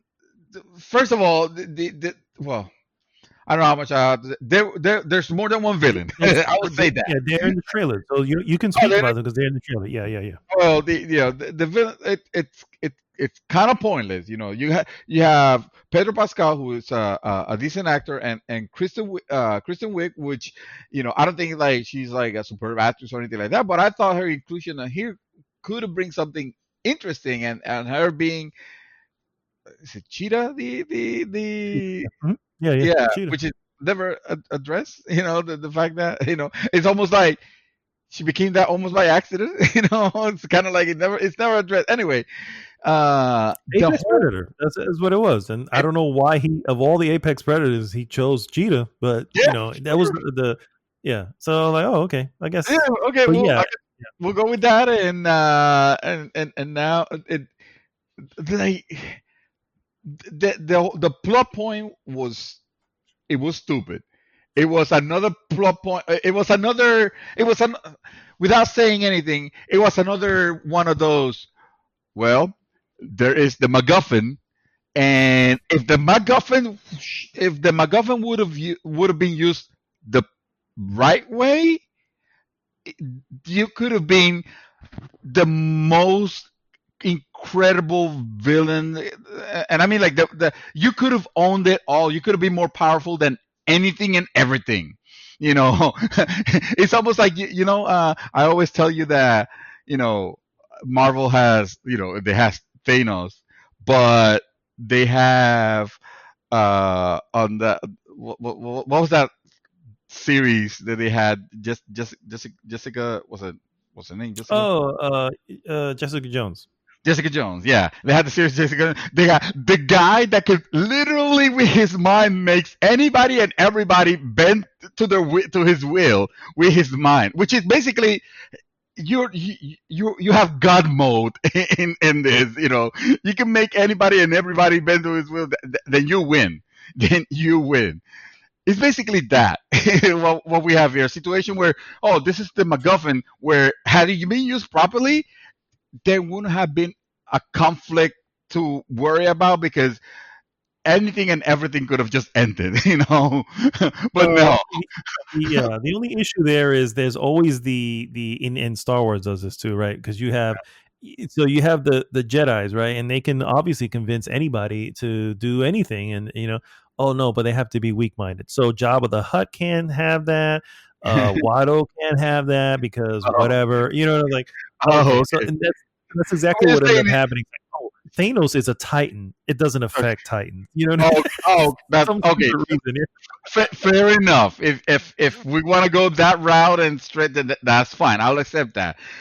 But still, in Wonder Woman, we have the effect of, oh, this is the this is the literal most powerful thing ever. It happens to be on the planet Earth of all places, because of course, and and and again, use a smart way, because it's not even a proper way. A smart way would have been enough to be like, okay, well, we wouldn't have need to make a movie, Mhm. but they always put it in the confines of, well, this Of person's all gonna the use it things, this way instead. yeah, of all the things he would use it for, I was just like, why that? I don't understand why you chose that. So I was like, I didn't And then get that choice. then the resolution becomes even mm, more Oh yeah, pointless. we It's have like, no idea. oh We have god. zero idea if it's even been resolved. If you really think about it, because I don't think everybody, and we're being vague here, and I feel that this is probably just losing people. But I don't know if everybody see. Most people, I assume, may see it, but who knows? I'm going to leave it vague anyway. But People essentially, interested it in does it not. would have actually seen it by now. Well, that's not true. That's not true, because I'm thinking of it if it's on Netflix, and it's not on Netflix. It's on a No, it's not. It's behind a HBO, yeah, paywall. So yeah. yeah. So anyway, to say that It's not a it good movie. really It's had, not a good movie. yeah, it didn't have very good logic to a lot of what it was trying to say. Yeah. I get the message at the end, and here's another thing. I think there's a part maybe towards the final third where I'm like, okay, I kind of see what it still doesn't really stick the landing. I can see that I can see the message they're trying to deliver, which she literally delivers, but I just don't think it. I was like, this is almost too on the nose. It's like DC yeah. going back to being DC the way that, oh, okay, so what you're telling me is that Aquaman was an accident, Wonder Woman was an accident, and in reality you really haven't learned anything. It's Yeah, still yeah, for you're sure. still the silly one, the silly heroes, The that problem here is get. with these heroes of DC, and we've said this before, and the problem with the heroes is that they're really, really powerful. And because of that, it becomes hard to write for them. And I think Mm, that the reason why the first Wonder Woman worked was because she could not save everyone from the war. It's not, you can be as powerful as you want. It's just not going to happen. It's too big of a thing. You know what I mean? yeah. And that's why it was a powerful movie, because it was like she's dealing with the Great War, the Great War Mm, that took millions of people. You know what I mean? There was mm, nothing she can do. There's no one man. That was the point of the story, is that there's no one man who you can kill that would just immediately stop everything. That's not how that works. yeah. Um, I mean, she I could have think gone after Hitler if she would have been smart, but then again, that's not what the movie is about. oh, no, you're thinking World War II. Oh, that's This true. was Yeah, World my War bad. One. Yeah, Yeah, there was World War One multiple was still Hitler. governments. Well, that was still No, it multiple. wasn't. Yeah, It was not Hitler. It was no, it was not Hitler. multiple. Yeah, it was multiple nations. It was Yeah, Germany. It was the Ottoman nation. It was there was just a thing. There was no one person. That was the problem with it. yeah, And so with World War II, it would have been a lot easier. Stick a spike into this dude. You're right. Be over. You know what I mean? yeah, yeah, But yeah. yeah, That's true. it's not that wasn't the problem with. So that was a really unique and awesome way of giving a problem to a superhero that is of her strength and ability and all this stuff, and then have it realize it doesn't matter how strong you are, you can't fix this. You know what I mean? Mhm. They tried to do that here by making it a thing that was like, oh, again, she can't fix the entire world. You know what I Mhm. mean? But at the same time, the problem you gave was an idiotic problem, and Yeah, it was I wasn't buying stupid. into the problem. Yeah, No, so it was yes. like this doesn't really much sense. The world felt like it felt not real. It felt It like it's felt like exactly. Yes, it felt absolutely. not real. We actually watched a little bit of the 1970s Wonder Woman. We Uh, didn't watch it all, just like one of the episodes because it happens to be on HBO Max as well. uh. And the whole Wonder Woman, the old one. And we watched a little bit of it, and I'm watching it. I'm going, this looks and feels like those really old James Bond films where the bad guy was really kind of a Doctor little No. bit too bad, a little Yeah, bit too mustache, whatever. And that's what yes, this film was. And I was like, yes. so you guys went, that's the route you guys went. And anyway, long story short, guys, I didn't like it. Nope. Dreamy didn't like it. Proceed at your own risk. No, Is no. what I can This say on that one. this movie was I gave it a 2 for the record. In our rating score, I gave it a 2, which is uh really mediocre. yeah. Yeah, that feels right. Yeah, I would say it's a 2 on our scale. So yeah, really mediocre. Yeah. It had good moments. Don't get me wrong. The movie wasn't all a wash. It had good moments. I liked seeing it. They finally explained why we're seeing this guy. You know what I mean? And I was like, wait a minute. Yeah, well, we're Wait a seeing minute. Steve. Yeah, yeah. Like it came out of nowhere. We saw him in the trailers, and we were like, "What? Wait a minute, what?" So it does explain it in a convincing way. I mean, In a for the convincing way. Yeah. stupid thing that it is, you're like, "Well, of course, if they can be this stupid, then of course they can bring whoever they want." I mean, shit.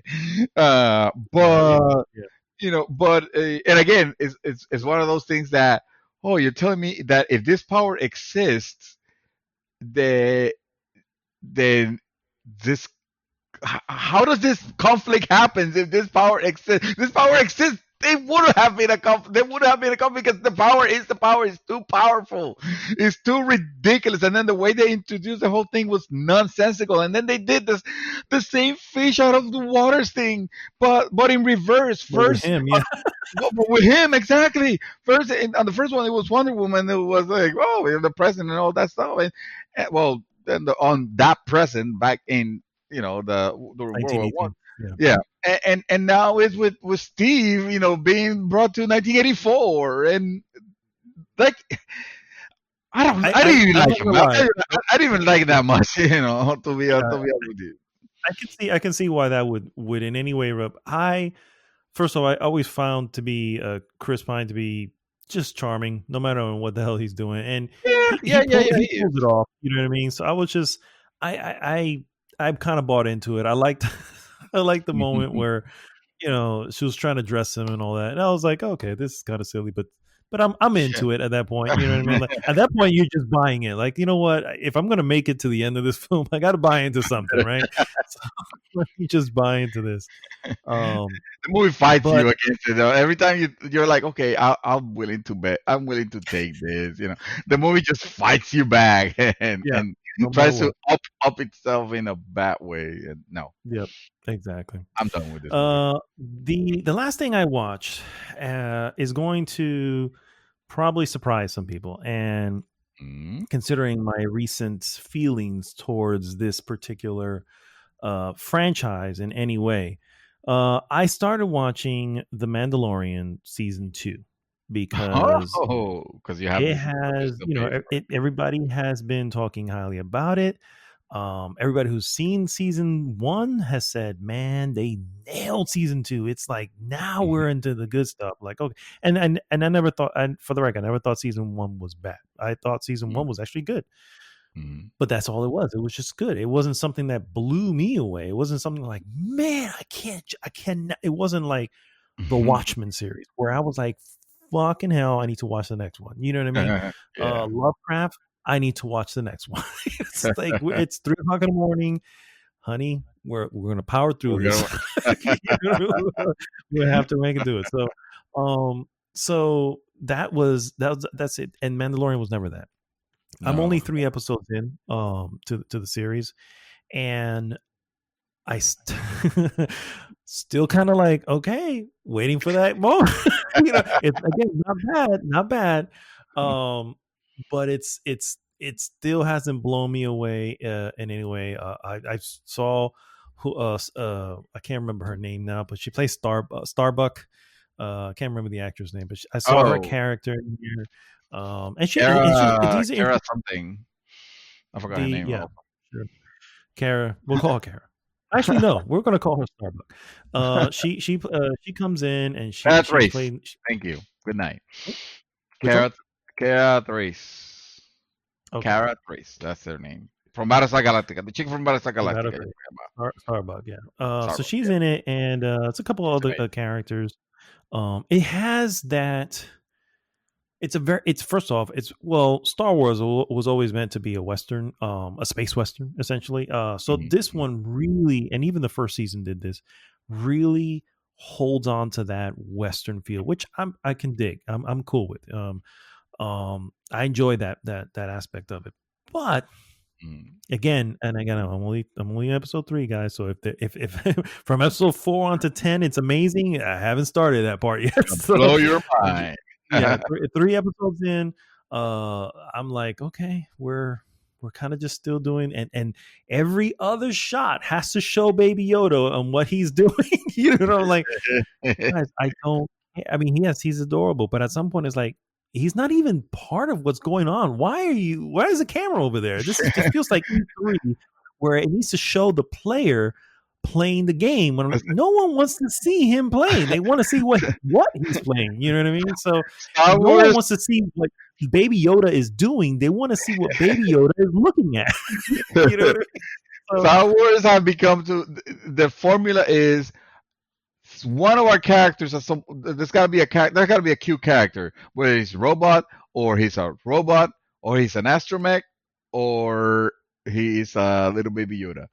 And it needs it, it needs it. Without it, they're not gonna take him out. So you better get used to him. No, I'm not saying he is the Mandalorian. Believe it or not, that's the hot take. At the very end, he is the Mandalorian. I'm gonna be completely honest with you. I have a Baby Yoda shirt. I love wearing the Baby Yoda shirt. I have no problems with Baby Yoda. For the record, I was gifted a Baby Yoda shirt. I'm just saying that, at some point it's like, okay, it's adorable. I don't need to see him every other scene. It becomes a little much. It's always, hey, let's check in on what Baby Yoda's doing. You know what I mean? It's like,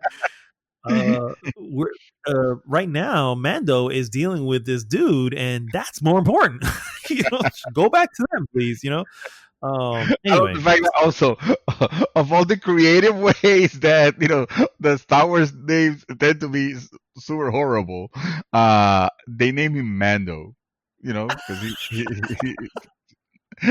a man. He looks like Lando, and he's a Mandalorian, so therefore he's Mando, and he's a commando. And he is perfect name. Luke Skywalker, because he flies, and he walks on the sky, guys. That's just the way that works. Yes. I am enjoying them, for the record. Again, I'm not taking that away. I will say one thing though. I will say, first off, if a certain gentleman by the name of Dream Twister would have watched the video I was referring to, you can see why I even gave this a shot. Because as you guys know, I is writing off Star Wars. I'm like, I am done. And so honestly, a part of me was this video I saw, online, which I've shared, and I'll probably share it onto the group. I should share it onto the Yeah, group. you put it on the Um, group, man. If you want more people to and watch it, that way I don't have to look yeah, for it. and the wow, and the other reason is like, at some point we have to start justifying our Disney Plus membership. It's like, okay, You well, I can guess only we watch should so watch many Hamilton. exactly. Especially since now I have it on my computer. I really need that. So it's like, anyway, my point is to say, guys, that the video at some point says, and it addresses the issues for the record, but it does some point says that at this point it's about all the other little stories, and it kind of points to say, well, hey, let's take whatever they have, maybe, and it mentions the Mandalorian. So I'm like, okay, let me go back to it, because I did enjoy the series. I had no problem with the series, and so that's why I decided to give it a shot. And I'll more to come on how I feel about where it ends and stuff like that. But yeah, that's I guess that's pretty much all I've been doing. Well, thank God we broke the 2-hour barrier for the first time.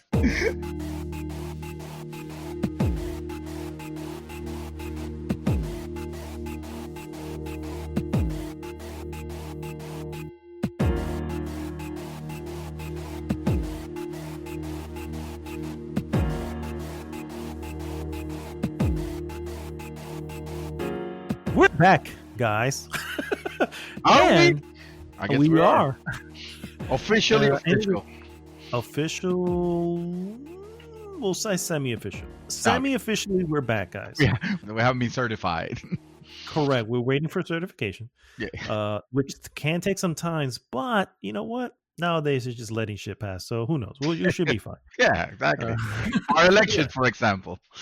Yeah. What the hell? Everyone's like, it's over. I was like, and then they're talking about some runoff in January. I'm like, wait, I thought we were over. That was done. I mean, I know this one doesn't think it's done, but still, I figured we were done. You know what I mean? Hey, anyway, I'm done. I am done. Like, I am done. Georgia, all I can say is, Georgia, make the right choice. Please make the right choice. Thank you very much. We can't vote for you guys. I can't. Yeah, if I can go there and help you, I would, but I can't. So don't fuck it up. That's all I'm saying. Don't fuck it up. Anyway, moving on to some news, guys. I'm going to start right at the top with some free games for January 2021. Guys, we're in 2021. Literally 5 days from today. There you go. That's right. Yeah. Woo! Yeah, for sure. We were in 2077, but whatever. Clearly that year's not ready for us. Just saying. It's a little bugged, yes. Yeah. 2077 is a little bugged. Yeah. See what happens when certification happens too quickly. You got to wait for. Anyway, games with gold for 2021 January. We have 4 games. First off is Little Nightmares, and that will be available from January 1st through the 31st. And I personally can definitely attest to that game being really good. It's one of my kind of game, for the record, but it is an awesome little game. And if you haven't played it and you happen to have an Xbox subscription, absolutely tag it. I highly recommend it. You will not be let down. Then, of course, you have Dead Rising. Dear Lord, this is the 2006 Dead Rising remaster. Oh, the remaster, which is still old, but that's fine, I guess. Hey, I'll take listen. It's the best of the Dead Rising games, and I remember when that game, not promise, but it almost showed like a promising new series franchise, and I really fucking like that game, dude. A whole lot. That's one of those series that were on the other side of the fence for me. So I was always like, I don't know anything about it. I will never forget the guy who they always show the same clip of a guy yelling, and he has this weird. And I know why they showed it, because I was like, man, for an animated thing, it looked good, you know what I mean? But that's all I know. Yeah, That and walking around with weird shit on your head, knocking a bunch of zombies in a knocking a fucking bunch of mall. zombies was the when on the mall was the best thing. It was such a good game. Anyway, I'm glad they're giving the remastered version. I mean, why not? They could play it. I think that game holds up. It uh, it's not it's still enjoyable. So I guess they nailed it this 1 month. Well, those are yeah. I mean, when it comes to the Xbox One, yeah, the Xbox One, and I guess in this case series, right? Because Yep. everything's everything at this point. But Yeah, bro. yeah, I think those two are good. For the other ones, they have King of Fighters 13, right? X11, yeah, Yeah. King of Fighters 13, and which is obviously King of Fighters. This is also an Xbox 360 era arcade fighter. Mhm. And then a game called Breakdown was a first person sci fi action game released exclusively for the original Xbox. Holy So this is crap! an OG Xbox exclusive. Wow. And that rounds out the list. I don't even remember. do we I don't do? think anybody does, to be honest with you. If I were to, but Break it down I for us. was of the three of not the three of the four. I can definitely recommend Little Nightmares. Little Nightmares is an excellent game. Yeah, I will recommend Dead Rising. Dead Rising it's a good game. Um, do we know anything of the Sony? Do we have any word on Sony releases No, not coming as in? of yet. Okay, all right. You know what? I'll check To while be an, you're on the next, to just to be make sure. Yeah. to be announced. Yeah. Uh, One thing that is not coming anytime soon, like literally anytime soon, is Squadron 42. What is Squadron 42, you might ask? Because I don't blame you for forgetting. Well, that is the single player game from the developers of Star Citizen Cloud Imperium. Uh, Star Citizen developer Cloud Imperium has issued a new progress update on the title's single player campaign, Squadron 42. The new update from the studio doesn't make doesn't make for encouraging reading for anyone expecting to get their hands on the single player portion of Star Citizen anytime soon. Director Chris Roberts uh, posted in a new update on the studio blog revealing that Squadron 42 itself is nowhere near complete.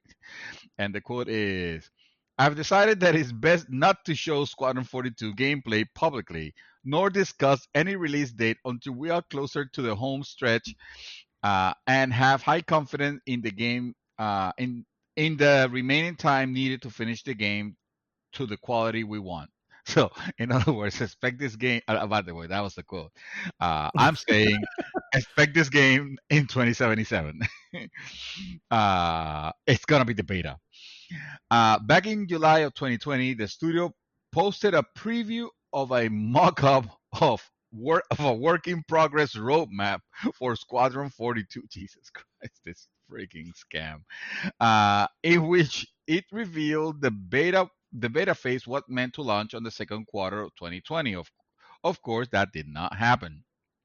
In October of 2020, it was once again insisted that there was no ETA on when it will launch. Now, with this update, the developer seems to be doubling down on the fact that the title is nowhere near completion, even though it was announced years ago. How many years ago? I forgot. I think it might have been 2012, maybe. Who So knows at this many. point? Uh, a lot of gamers are eager to see the title in action, mostly thanks to its massively A-list star-studded cast, which includes Gary Oldman, Gillian Anderson, Andy Serkis, and more, and more, and more besides. Squadron 42 was originally set for release in 2016. LOL.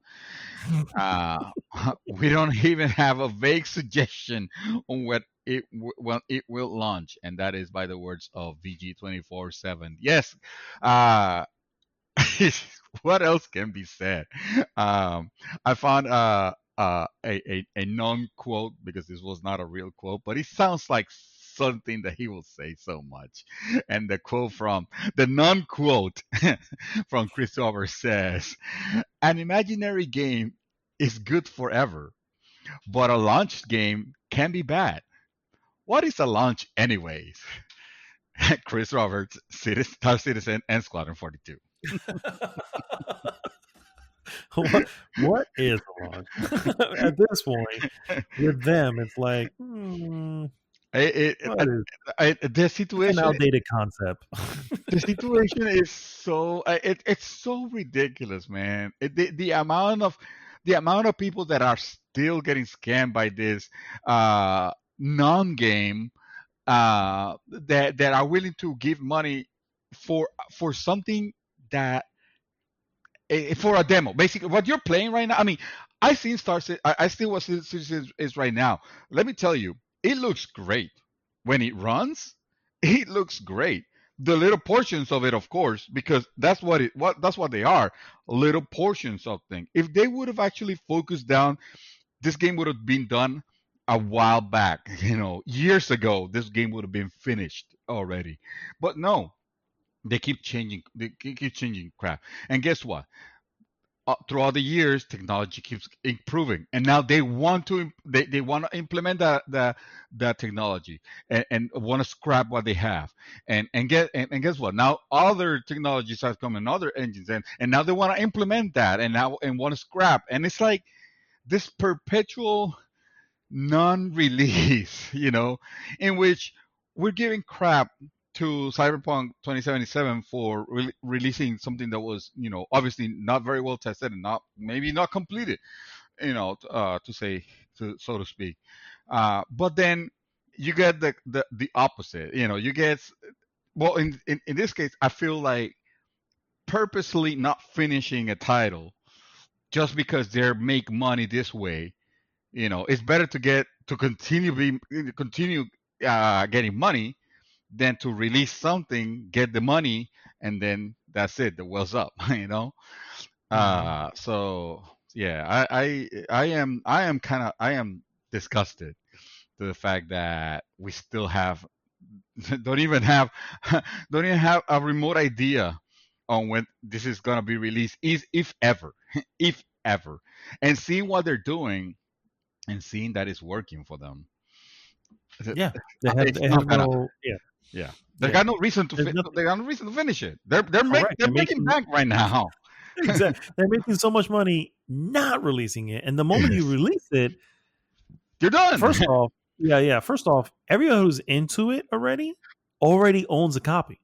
They're Yes, not paying a exactly. little bit more. You know what I mean? Yeah, Because that's just how that is. So now you're just convincing all the other ones, and I don't know, bro.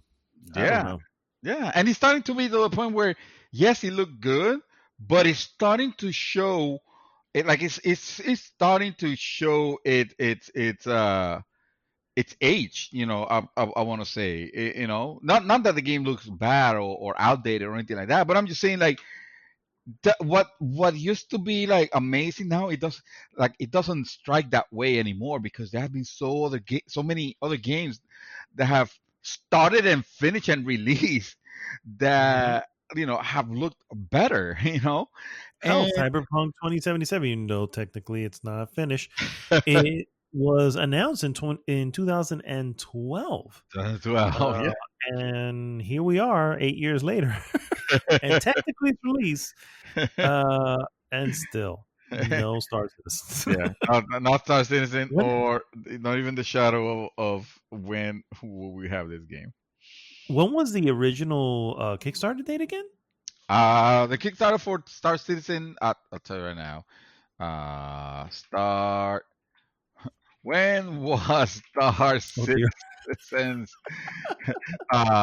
Kickstarter? Tell me, Almighty Google. It was in 2012. Hold on. Pre-production of the game began in 2010. The production started in 2011. So yeah, this was actually, but the Kickstarter. When the fuck was the Kickstarter? Kickstarted Alexa, 2013. Yeah, Celestia. Maybe she'll know. Maybe she will know. Began releasing parts of no modules. Yeah, I think it was in 2013 when it went. Okay, fair enough. So far. All right, guys. From one imaginary game to another imaginary console. Oh. Uh, yes, KFC has become something of a meme factory over the last years. If you haven't seen a lot of the Colonel Sanders commercials, Mario Lopez apparently is starring as long dead founder in some weird lifetime whatever. Well, teases. Excuse me. We saw teases on. I'm reading this off of GameSpot. We saw teases off on the KFC gaming Twitter account of a KFC branded gaming console for months, and of course, everyone Wow. assumed it was just a joke. Well, it isn't. The KFC console is real, and it keeps your chicken warm.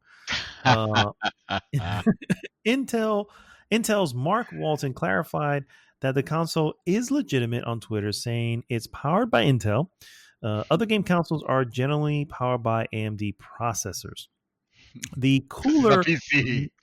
yeah, the cooler master page provides more information on the system, saying it's capable of 4K resolutions and 240 frames per second gameplay. We can't imagine that's for graphically demanding games, but it's impressive nonetheless. So I'm not really going to read more here because Listen, I'm already a little taken aback by the fact that KFC decided to make a console that looks clearly like a deep fryer. like a bucket, yeah, like a black and red bucket. Keeping your chicken warm while delivering decent graphics, because of course it needs to divide its power between delivering the RTX graphics of Fortnite and keeping your chicken warm. No, I mean obviously a publicity stunt, but what a crazy thing KFC I've been going through lately. Did you know that KFC is basically the meaning of Christmas in Japan? Did you know, sir, that people literally, no joke whatsoever, literally pre-order KFC meals in advance? You heard me right. Pre-order them to be picked up so they can have the Christmas dinner for, because that is it has become a tradition at that point. It is a big marketing thing. I can't. It's almost like it's almost like Black Friday is here. Well, Black Friday is everywhere now, but it's almost like Black Friday started here. It becomes Christmas is KFC in Japan. Isn't that crazy? Isn't that crazy? And then on top of that, there's also like the other day, there's a dating simulator. I think we might have spoken about it on the podcast.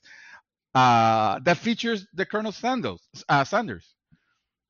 That like what like that baffles me that they're willing to just go all out crazy, and I guess for the purpose of, well, that's the way publicity is supposed to work, right? It's meant to keep the brand on everybody's head, but thinking about a computer that can keep my chicken warm is not necessarily making me want to go. Actually, to be honest with you, it doesn't make me want to go to KFC. No. I can tell you right now, no offense to KFC, but maybe KFC in Japan is a different scenario, and I'm sure it is, because it's gotta be. Anything in Japan, generally those guys are, I don't know why, they're just 110%. Doesn't matter what they're what they're doing, they're putting 110%. So I can imagine that KFC in Japan is probably amazing. KFC here in Florida, not so much. So no, I'm not really interested in KFC chicken or a console that will keep my chicken warm, because I have an oven for that. You know what I mean? Can you play games in your oven though? No, exactly. See, I have a gaming console for that. So it's like I'm good, fam. I'm good. I got both handled. Thank you. You know what I'm saying? I I'm obviously, as you said, this is clearly a publicity thing, and yes, it's a big thing. It's not just in Japan, but yeah, it's a big thing in Japan. Um, I don't know, bro. I just saw this and said, I was like, is it April 1st already? No, come on. Oh, it's. I mean, it's. Let's. I don't know. They're calling it a console. It's a PC. It is a PC. It better be if they're EA trying and to Activision and Epic and all that. They're not gonna be making games exclusive to the KF console. It's I just. agree. It's not gonna happen. Anyway, so you guys know that last podcast we have the game our game awards, our GG game awards, right? And our personal choice that I made was to give third place in my list of games to Assassin's Creed Valhalla, because because I have yet to play Ghost of Tsushima. That's why. But uh, I was and am, to be fair, enjoying Assassin's Creed Valhalla quite a bit, and I hadn't played a lot on the list, or the stuff that I've played. I didn't think it was up to par, so I decided to give it. Yeah, sure, let's put it on the third place of my recommendation, my personal uh, game of the year three. That was number three. Well, sir, I am officially renouncing my wish. I am taking Assassin's Creed Valhalla off the pick, and I'm putting Ghost of Tsushima. Yes, I haven't played Ghost of Tsushima. It doesn't matter. That game is probably fantastic. And I don't know. It might be first actually after all. So I don't know. I just need something to fill that void. But yes, Assassin's Creed Valhalla is no longer on my top three. It can be. Why, you ask? Well, because after me giving it high praises for Ubisoft not not trying to put in I mean they have microtransactions, but nothing that was like too stupid like they did with Assassin's Creed Odyssey, putting the experience points doubler, you know, in that game, almost necessary if you wanted to play the game normally, you know. Uh, but on Assassin's Creed Valhalla, it's completely unnecessary, and yet they still went ahead and added an XP boost microtransactions after everybody and their mothers have already reviewed the game, and some of us had bought it. And few of us like me own 2 copies. So one of them given for free. The other one $20.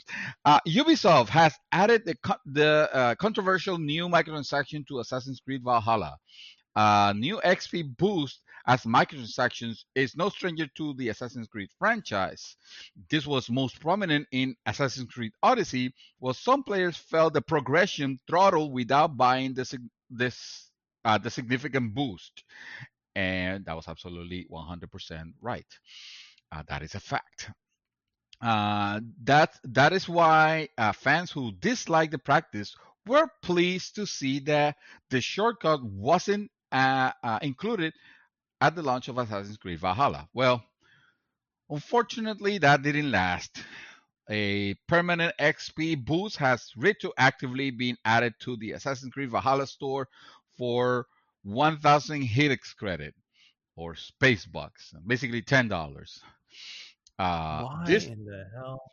It makes no sense, completely really. not unneeded, because what you want to do in a game that you buy is play less of it or play it faster, because that means something. I don't know.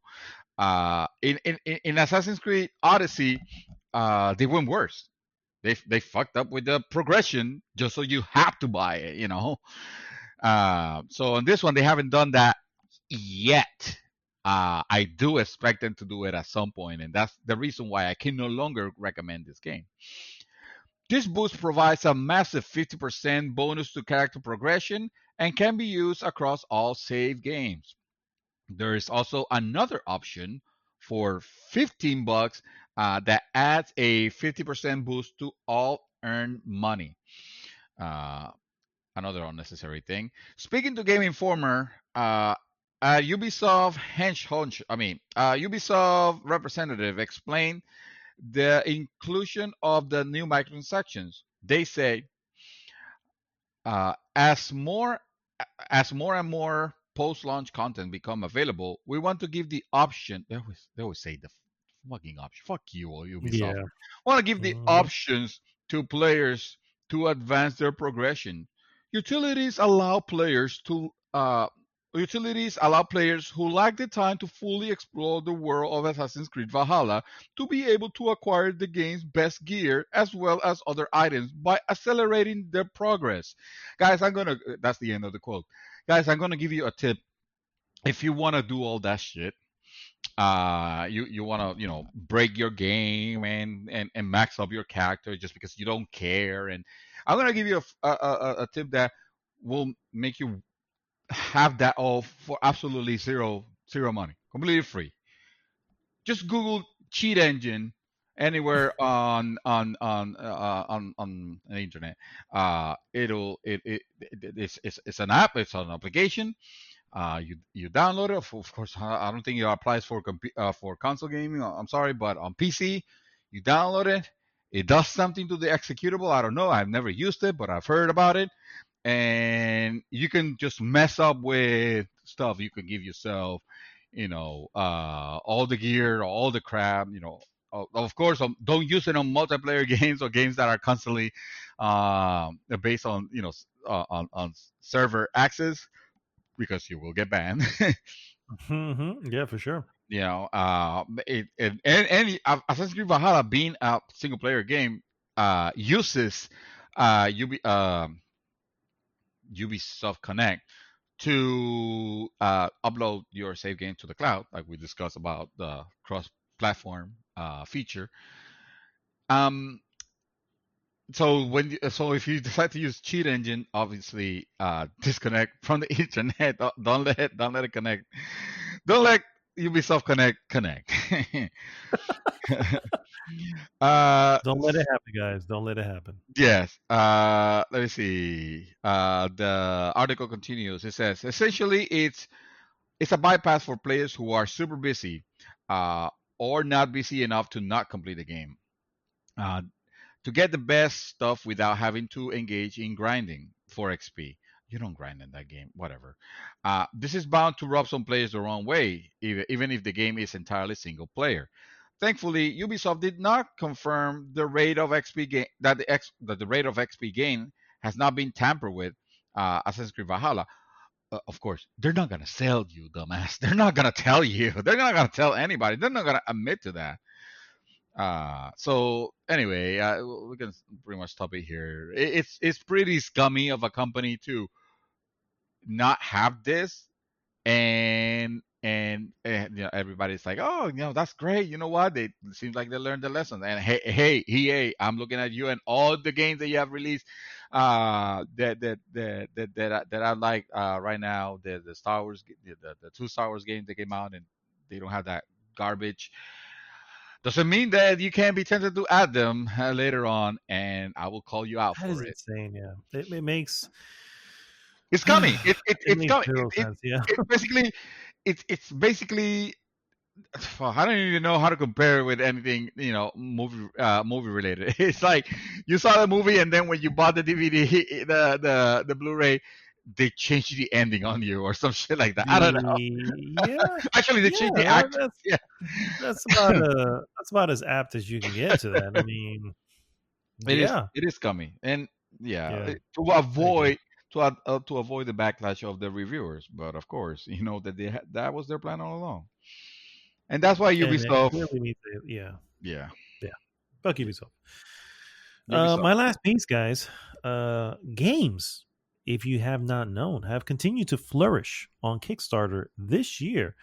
Starting, of course, with tabletop games, which include board games, role playing games, gaming accessories, leading the way on the crowdfunding platform. Video games were also up, with two Japanese games earning more than any other in that category. Very Mhm. interesting. Successful campaigns for tabletop games and accessories earned more than 233 million in 2020, up from 176 million in 2019. This, despite a pandemic that is ravaging every nation and, of course, businesses and everything left and right. So it's very interesting that that's even occurring. It's a small piece. I just kind of wanted to dive into it, but um, Dreamy, you and I have talked about this before, but gaming is recession proof, right? We've Mhm. noticed that before, and for whatever reason, people will still find ways of spending on it, Mhm. even if they may not even actually have it. But entertainment is entertainment, and frankly, entertainment is what gets you through life. Yeah. That Yeah. obviously still stands in the pandemic as well, with record unemployment payouts and all this stuff, and it's still happening, my man. Yeah, not surprised, right? We obviously we are living stressed out lives, and we all need escapism. And guess what? One of the easiest, most inoffensive ways of getting that is It's through gaming, and yeah, gaming's up, but then the fact that people are still spending on unproven, right? Because this is on Kickstarter. So it's stuff that, well, we don't know if it ever become a thing, but hey, here's a few dollars, yeah, make it happen. You know what I mean? It's like, wow, yeah. And, I and don't, just when we I thought don't that, spend on Kick. No, I was yeah, gonna say I don't spend on Kickstarter when there's not a pandemic. You know what I mean? It's even up more than that. that is so That's interesting. 2013, but hey, I don't give it I don't give a crap. I think if it's a project that if it's an idea that you love and you want to give to the developer, and that's your way, more power to you, right? Just know that for every good Kickstarter, there has also been the Star Citizens of the world, Yep. and worse. So yeah, just be mindful of that. You are donating to strangers at the end of the day. hmm Yeah, Who are not not obligated to fulfill. deliver. So. Yeah, exactly. No, I don't have anything. Oh, all right. Well, that brings us to the end of the segment, guys. Give us a moment. We'll be right back with our hot Hot topic. topic. Hot topic.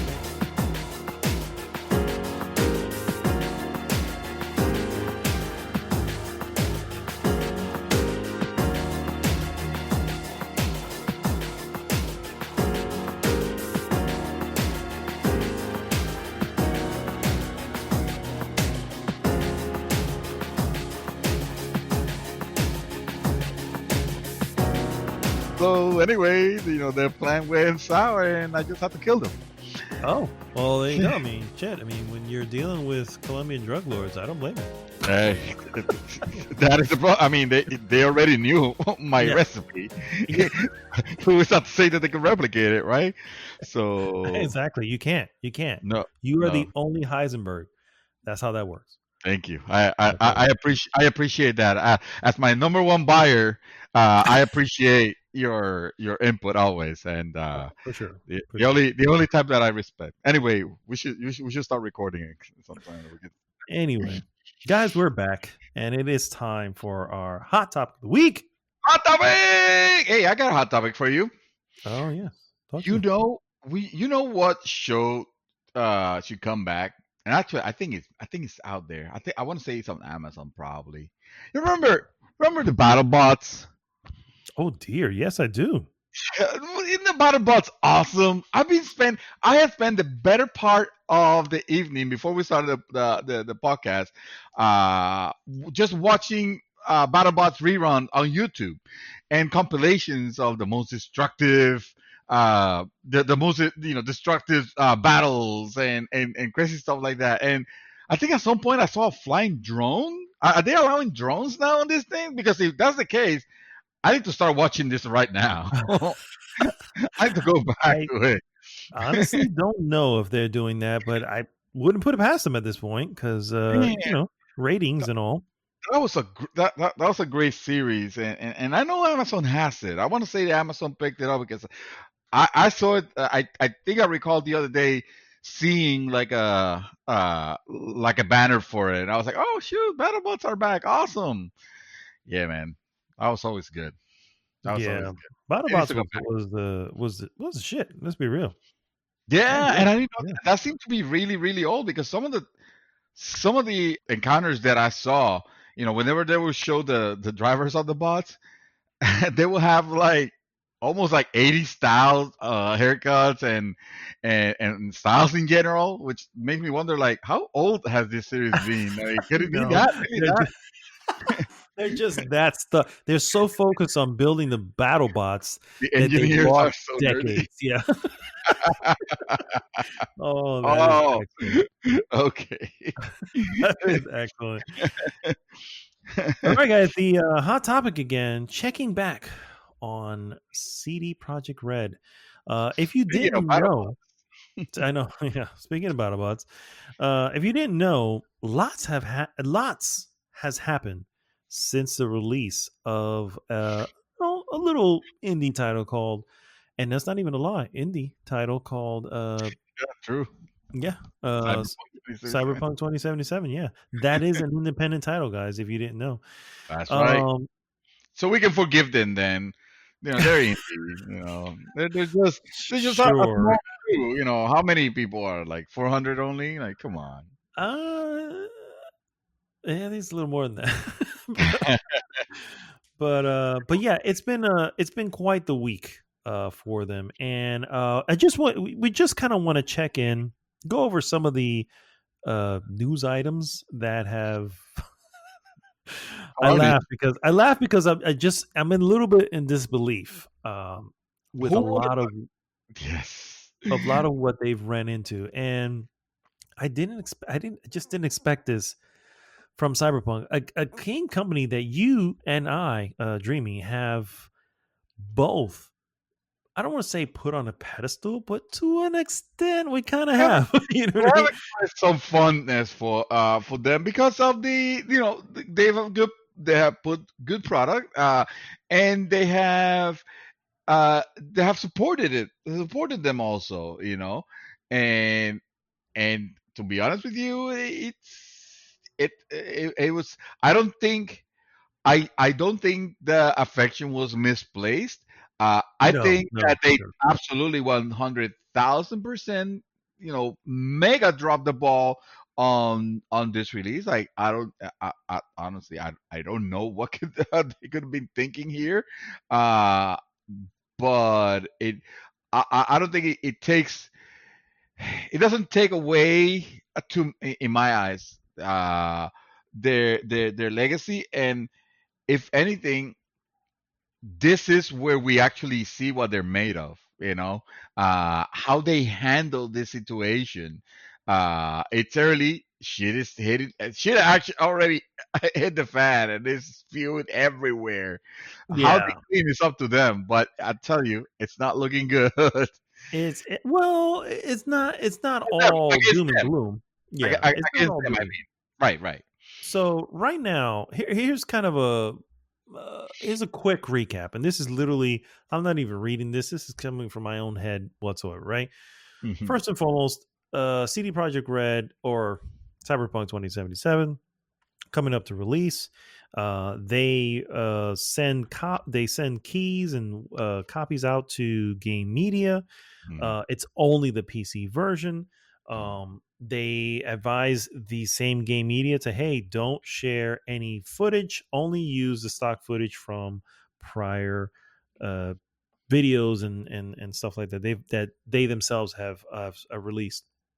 Um, s- the game gets released, and Hmm. still no word, for a little bit on the actual regular consoles. And then of course the shit hit the fan, and then hey, it turns out that the regular console versions are absolute shit. Um, so that's your first mark. against them after they said, and I quote, this I can quote, that the console versions run pretty well. You know what I mean? Considering.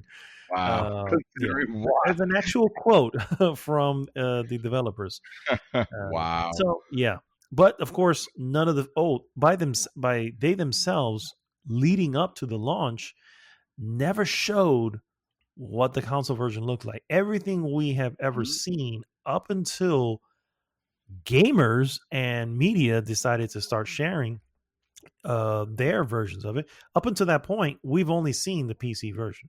So everything we've seen up until that point has been the optimized, or as optimized as it can be, because it was still buggy, but optimized version of the game running on high-end PCs.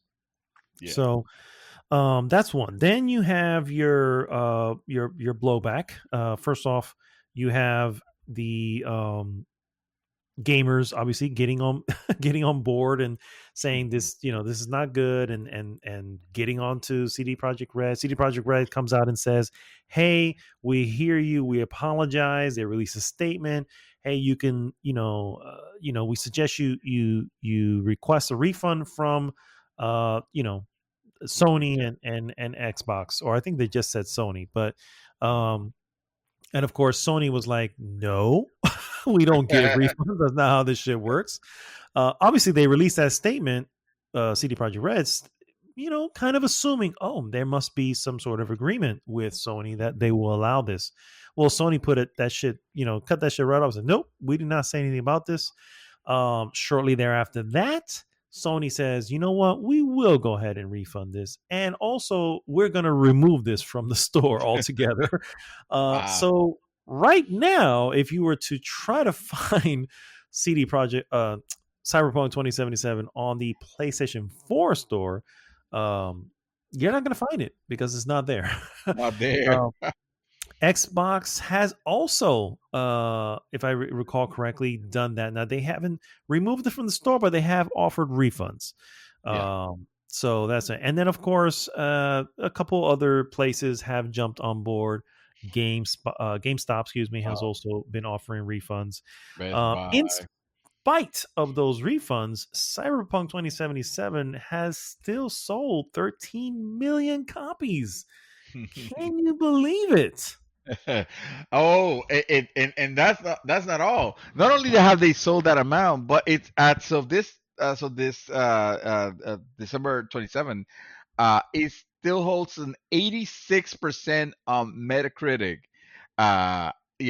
Being pretty much on par with some great titles, Great title. of this generation, and of previous, of all time. Somehow, like inexplicably, because I mean, we all seen it, right? The game is nothing short of broken. In most cases, yes, you can power through it. Nobody's saying that. When we say it's unplayable, we don't mean, oh, it literally doesn't run. Even though that has been the issue for some people, and especially for those who That have has been gotten the issue for corrupted save. many people. Yeah, You know, many it's people. just Because the reality is that when you think of console gamers in mm, general, not everyone made the leap to the pro. Okay, mm, as a matter of fact, many did not. If they didn't have a PlayStation 4 and they went to buy a PlayStation 4 and they saw the Pro, maybe they bought uh, into it, maybe they didn't. The uh, reality is there's also the smaller slim version of the PlayStation 4, which will probably sell quicker because it's just a lower price mm, for a console. So yeah. PlayStation 4 regular, the vanilla console, if you will, outnumber PlayStation Pros and obviously PlayStation 5s, maybe 2-3 to 1, you know what I mean? So the lead console is the standard vanilla PlayStation 4. That's the one that's out there. It's the lowest common denominator, right? And CD Projekt Red has been adamant saying that this is for the PlayStation 4 and Xbox One. That's the game, and that's when you buy the game, no matter where you go, guess what? It says on it, PlayStation 4. You know what I mean? Yep. So it should run there. It doesn't have to. Bugs are bugs, and I've said this before, and I think we mentioned this on our first CD Project Red hot topic. I wasn't expecting ray tracing. I was not expecting 60 frames per second. Mm. I wasn't expecting any of that. I was expecting the game to just run and hey, be a little bit outdated when it came to a lot of the bells and whistles and graphical fidelity and all that Maybe a stuff. level of Bethesda jank, would have been Yeah, acceptable, but yeah. Instead, they literally gave us the PlayStation 4 version, mind you.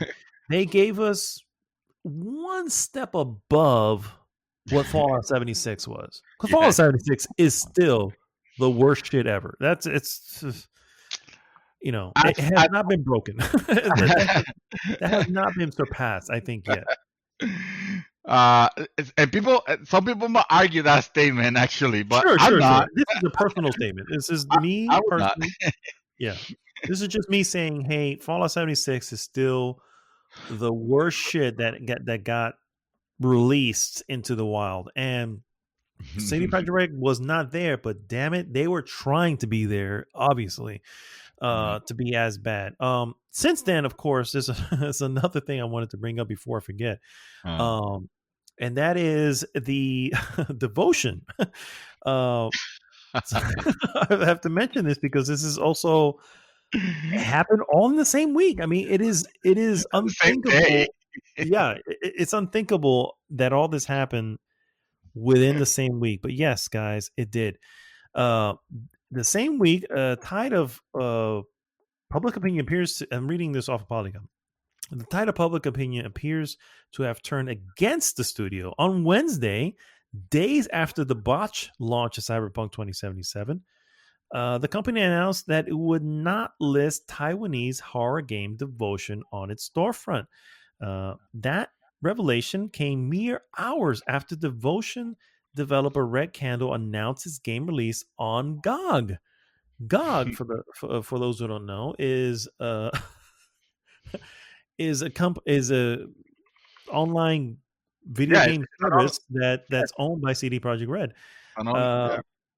Red Candle Games, which is the developer for Devotion, announcement was met with excitement from players. Devotion was initially released on Steam back in February 2019, but was only available there for 6 days before it was removed. Devotion included a meme critical of Chinese President Xi Jinping, angering players who review bombed the game, meaning they left large numbers of negative reviews. For those who don't know, Mm.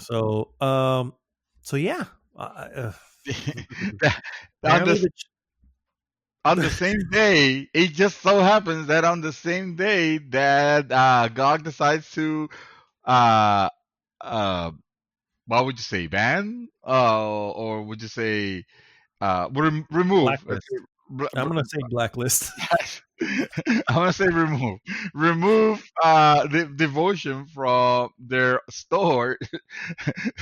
Sony go ahead and says, yeah, we're gonna remove your game from our stores. Not in any retaliation for the Devotion, because one thing had nothing to do with the No, other. yeah, for sure. It's just comical that it happened on the very same day, Exactly. and tragically so, because nobody was expected CD Projekt Red to become the bad guy. And honestly, we spoke about this on the last podcast, that a lot of people were pre-ordering in good faith because of the pedigree of the developers. I was expecting a title that, yeah, maybe it wouldn't be flawless, but if it gave me, like I said, a little bit of Bethesda jank, maybe it would have been acceptable. When I say Bethesda jank, I mean like whenever the Elder Scrolls games will be released, or the Fallout games will be released, with the exception of Fallout 76, that is. Um, the games were not super polished. I mean, they you could play them and you can finish them and whatnot, but every now and then you will encounter stupid bugs, silly bugs, annoying bugs. And in the worst case scenario, yeah, you might have your case of corrupt to save or to maybe the reason why the game itself just kind of like say auto save in a sequential manner, so that you could just go back in case of permanent damage. But they were they were playable. Here's a situation that, yes, we get it. Some of you have expressed, hey, I'm playing the PC version. I have not a problem. It hasn't crashed on me. And you know what? That is awesome. That is awesome that it hasn't happened. That hasn't happened to you. If you're telling me, oh, I haven't encountered any bugs whatsoever, I'm not gonna believe you, because the evidence is obvious that it's happening. it's Either that or everywhere. you're not playing. You're not playing, or you decide, or you're okay with the level of unpolishedness. You have Or decided you to only accept created your character, and that's all you did in the game. That's all it is. it. Even the creative creation have seen his share of brokenness. Did it? Oh shit! Well then, yeah. Then now I don't believe you at all. This is a game that could have benefited of an extra. Honestly, the state of it, for it to be like quality, they should have delayed this shit. I mean, obviously they didn't, and they said they were not gonna. Well, here's the situation. But this is the problem now. Look how much it has cost. It has cost them. Yes, they made money, which I guess we can argue that at the end of That's it, the it problem. Yeah, doesn't matter. You know, yeah. the damage to their reputation, if they care about their reputation, has been great, because suddenly they have gotten BioWare, where BioWare used to be the company that you will trust with the releases because of the Mass Effects and Knights of the Old Republic and all that crap, and then Andromeda happened, or even before Andromeda, actually. Some might argue even with Mass Effect 3. But going forward, they just turn into like the I don't think I can trust a Bethesda game anymore. Sorry, a BioWare game anymore. And then Anthem happened, and they completely shut the bed. Well, I mean, and there lies the issue altogether, right? Because they came off of The Witcher 3. Well, first off, they came off of The Witcher series. Right. I mean, it could be argued, When how the Witcher, Witcher 1 and 2 were received. Sure, whatever. they were great. They were great. There were no problems though. Either one of them. They were great. Both No, of I them. mean, yeah, when bugs and shit go, but as far as what they were compared to Witcher 3, Uh, maybe, just a little bit step down. But the point is that they were obviously in an angle going nothing but straight up. The sky was the limit for them. You know what I mean?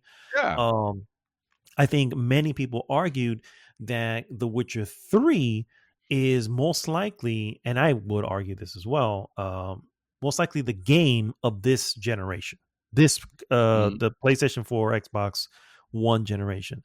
mm, Um, that it's just, it has everything you can possibly want of a fully realized world, mm, with fully realized characters, with fully realized storyline. It has all that in spades. And oh, by the way, the DLC is basically a steal at what they are, because you're basically getting a second and a third game for a mm, fraction of the price, and probably less now. You can probably, I think you can get it all together in one bundle and still pay less than I paid for the original, yeah. and you're getting more game than you can possibly ever need for Yeah. a few years. You know what I mean? Yeah. So this level of devotion that they put into delivering everything they can possibly can from that game, put them on Mm, a pedestal. You know what I mean? Put them on mm, the point where it put BioWare and it put Bethesda in check. Bethesda was like, fuck, we cannot do another Fallout this way. We can't, because now the bar has been raised. mm, BioWare, came, struggling out of the gate with which, hey, I hear it's a good game, Dragon Age Inquisition, mm, but it is not. It's still filled with a lot of filler quests, a lot of stuff The Witcher just undid. It made filler quests feel like a main quest, and suddenly you forgot what the main storyline was, because you got swept away with this other Yeah, side story. You know what I mean? yeah. All these things they undid what those games were supposed to, what you expect from those games. Mm, And so yes, we put them on a pedestal. We expect, and then on top of that, they've been hyping this fucking game up for years now, Cyberpunk 2077. So yeah, we put them, there was an expectation of what was going to be delivered, and they failed, dude. They literally, not only did they fail, they purposefully tried to hide what was going on. mm, The fact that there was an apology made by the high developers of CD Projekt Red, saying we apologize, and we should have put more apparently we should have put more attention to the the PlayStation 4 and Xbox. And it's what part of, when did you think that was not the focus?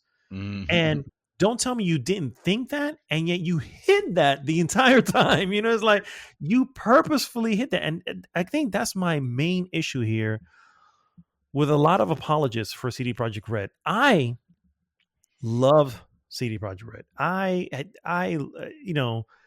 You've heard Witcher is one of your Dream. favorite games of all time. So Exactly. So you've heard this all the time. My love for them does not suddenly make me forgive them when they fuck up, because that's not how that shit works. yeah, The reality is, when you fuck up on purpose, because this was purposeful, and anybody who thinks differently is delusional. You're just not understanding it. When you look at how they released this, how they purposely hid everything, we never saw. You said yourself, Dreaming, when you said you're not buying, maybe you were into it, you were ready to get it, and you're like, you're not buying. I was telling you, no, I'm waiting, and you're shocked. You're like, and you're not going to buy us? Like, no, we have not seen what the regular PlayStation 4 and Xbox version looks like. yeah. We have not seen it. It's been kept from us. So That much was so that purposeful. so much so that I was like, well, you obviously haven't looked at the right place. Let me find it for you. And then I started researching. I'm like, Not holy there. shit, there's Yeah, nothing. it was not there. It was purposeful. Nothing. That's what I'm trying to say. There's one thing to say, a series of events led to how whatever, and no, everything points to CD Projekt Red. And don't get me wrong, I'm saying CD Projekt Red, and that paints that I'm painting the thing to everyone in CD Projekt Red. No, no, no, no, no, no. Obviously, there were those in charge, maybe a handful of people who made those decisions. And because they're the ones in charge, guess what? It happens, Yeah, and everyone below has to just kind of fall for it. And you know what? Oh, yeah. by the way, there's another part of the story here where, guess what? Employees of CD Projekt Red are also like, guys, why did you fuck up this game we're playing? We were making, you know what I mean? There was a call, or like an internal, I don't know, we call it a townhouse meeting between CD Projekt Red and their employees, and you know what? They were put on freaking blast by their own employees, asking Yeah. them, "Hey, why did you say this was ready back a year ago to this point? Oh, it's running just fine. It's ready to go. Why did you tell them it's ready?" And of course, you got a lot of bullshit answers from executives, because that's what executives do. They bullshit their way out of shit. Well, yeah, and they have. I'm sure that they have investors that would have uh, start chopping heads if For sure. suddenly they announce, "Hey, we just decided that for the best, we want to make sure that this release is right, and for the benefit of our reputation and this game, we're just gonna delay it another year." I mean, that would have been unfathomable by investors, and that's the problem. That's my question. I was gonna ask you, Yeah. could they still be considered indie if they have if they have shareholders, or does indie indicates a tie to a publisher in particular? Because No, because the when you're a they're not. you're a shareholder of the company, so you're literally of the company. So you yourself are putting money into your own Yeah, but company. shareholders makes me think of like outsiders. That doesn't really spell indie to me. You I know, mean, it's a gray because line you for don't. sure. Yeah. But the reality is that a shareholder, if you're a shareholder, you're not an outsider. You own shares of the company. You are a part Mm. owner of that company.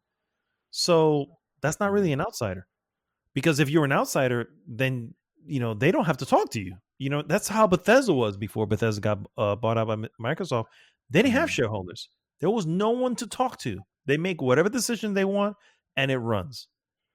But Yeah. when you're a publicly traded company, well, now your shares are out there, but you're still talking to owners. When you say, "Hey, we have a shareholder meeting," it's really Mhm. saying, "Hey, we have an owner meeting," because Yeah. everyone here has a share of that company, and so everybody, obviously the shares differ, or rather the voice differs depending on how much somebody owns it, but it doesn't matter Right. because you're still speaking to someone who can either continue to own or sell what they own, Yeah. and you don't Yeah. want that. You know what I mean? So it's, yes, it's a little bit different. It's not your traditional indie, Mhm. but it's still within. There is no publisher. They're still handling their own thing on their end. Mhm.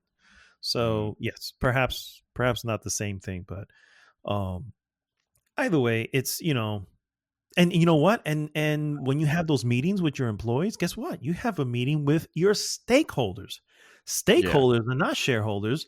They're people who are within the company saying, if this company goes down, I go down with it. So they have a Yeah. stake in the company. And so they themselves also have to answer to that. That's the beauty of being, that type of company. So, Yeah. and they didn't have any answers. I don't know if you saw the interview. They have no answers. They just said, no, there's something we want to look into, something we have to do better at, blah, blah, blah, blah, blah, blah, blah, blah. That's great. But guess what? Right now, and you said yourself, it's like, well, they're suffering, and this is gonna be a thing, and it may be a thing in the future. It's not a thing now. Because right now, like I said, they're at 13 million copies sold. This is 4 days ago, Mm. and Christmas has come and gone. So who knows? Any last minute purchases happen, so it can be significantly over that. They were in the black Yeah. like the day after the release, made Yeah. all their money back. So here's a question, because this was something we brought up in the group, or somebody mentioned the group, and I won't say a name because I'm not entirely sure who the name was, but someone mentioned the group because I posted the thing saying, hey, because they were losing 1 billion, right? There was something, shareholder, the shares were down and all this, and now the company itself is losing $1 billion because of whatever. And I put it out there as, man, I wonder would have had cost them the same if they just delayed it to April or March, Mm. right? And then here we go, 13 million. They're in the black. Yeah. It Yeah. doesn't look like it would have cost them much. I think people would still have been there no matter what. I think like I said, I think if you were a fan of it, or it's hard to say, a fan of something that wasn't released. But let's say if you're a fan of CD Projekt Red work and you were looking forward to it, that's more feasible, right? Um, and then suddenly the game would have been announced as delayed. I don't think this would have made you go, oh, then fuck them. I'm not gonna get it then. You still would have gotten it. You still would have gotten it when it Yeah. was, when it was released. So it wouldn't have mattered. Yeah. Uh, I I think the whole idea with this was probably uh, the decision that was, we can't delay it any further. This is the holiday season. This is the moment where we could get the most money. There is just absolutely no way that we can do this again. Uh, Leaving it to another year is not an option for whatever reason. Maybe they were running out of money. Maybe that whatever was the case. I'm completely speculating. Who knows? Yeah. Yeah. We'll never But they know. but they will say they'll say like, no, we can't wait another year. This is the year. We can't. It can be March or April. That's not the holiday season. It needs to be now, Yeah. and no matter the cost. And that was literally the thing. That no matter the cost is what fucked them in the end. Because in the end they had to resort to like, guys, we are so it's such we're such a bad state right now. Consoles look horrible. We can't show that. What can we do? What can we do? Because we need to start sending code to reviewers and all that. Well, How's the PC version? Well, it's decently enough. Okay, well, let's give him access to that. But there are PlayStation. It doesn't matter, even if there is a PlayStation media. But there are a PlayStation media. No, it doesn't matter. Just send in the PC review. They're gonna want it because who's not gonna want the clicks of? We got the review for the biggest game of this year.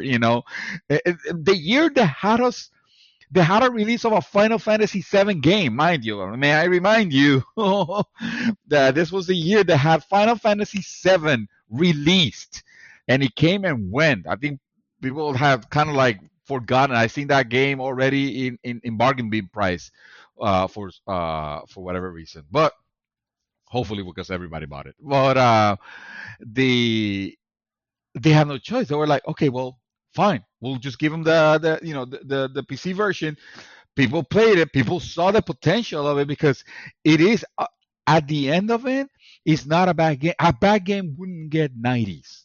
All right, and, it's just the people that played it were willing to accept. Hey, this is gonna be a little bit broken. They already spoke about a day one patch that they're working on. Maybe I'm That's not gonna bullshit, include that on my I reviews.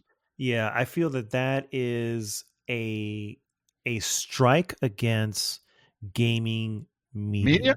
Of course it is. Absolutely, without a doubt. That is them saying, you know what, guys, we know what CD Projekt Red can do. We know what they can deliver. We're playing this on PC because guess what? We only have the PC version, and it's buggy, but it still looks and runs great, and everything else of it. Also, we None of have a that super shit. powerful PC. Yeah, yeah, yeah. Well, they all have. Yeah, We have exactly. a Omega PC to play this in, so of Correct. course Correct. it runs great. Exactly. And that's what that particular score reflects. Oh, and by the way, the bonuses and stuff like that are Mm, getting paid out to their employees. mm, There were bonuses based on Metacritic, which have already said that they're going to pay out regardless of what the Metacritic is. Oh, but the Metacritic is still 86. So still better than most games. Anyway, it's still mm, not representative of what the final product was. And there's a couple of ways of looking at it, and I wanted to bring up uh, a particular comments on the group because it's uh-huh. been a continuous discussion throughout the group for the week that was, and, and this is on the article. This is on the article that you posted, Dreamy, where GameStop is now accepting returns of defective is how they listed it too, quote, Yeah. defective Cyberpunk 2077 game. And our very own Eric Root, chimed in saying, "Man, they're milking this for everything they can. The game is not half as bad as people are saying it is. I get people are passionate about games, but come on. Not to mention, where was this anger when Anthem was a twisted, broken mess? They didn't pull this shit from the Play Store or anything, and it's still not fixed." I'm gonna pause there for a second to address the Anthem thing. I'm pretty sure we all panned Anthem when it came out.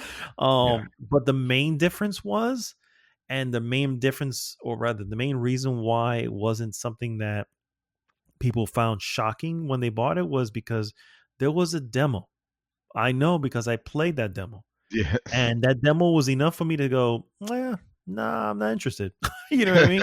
So when you have a demo of the game, I hate to say this, and I hate to say this about EA, but this is EA being a little more transparent than CD Projekt Red was. You know what I mean? Yeah. And that says a lot. And just in that statement, it's like, hey, here's the demo of the game we're working on. It's not finished, but here you go. Enjoy.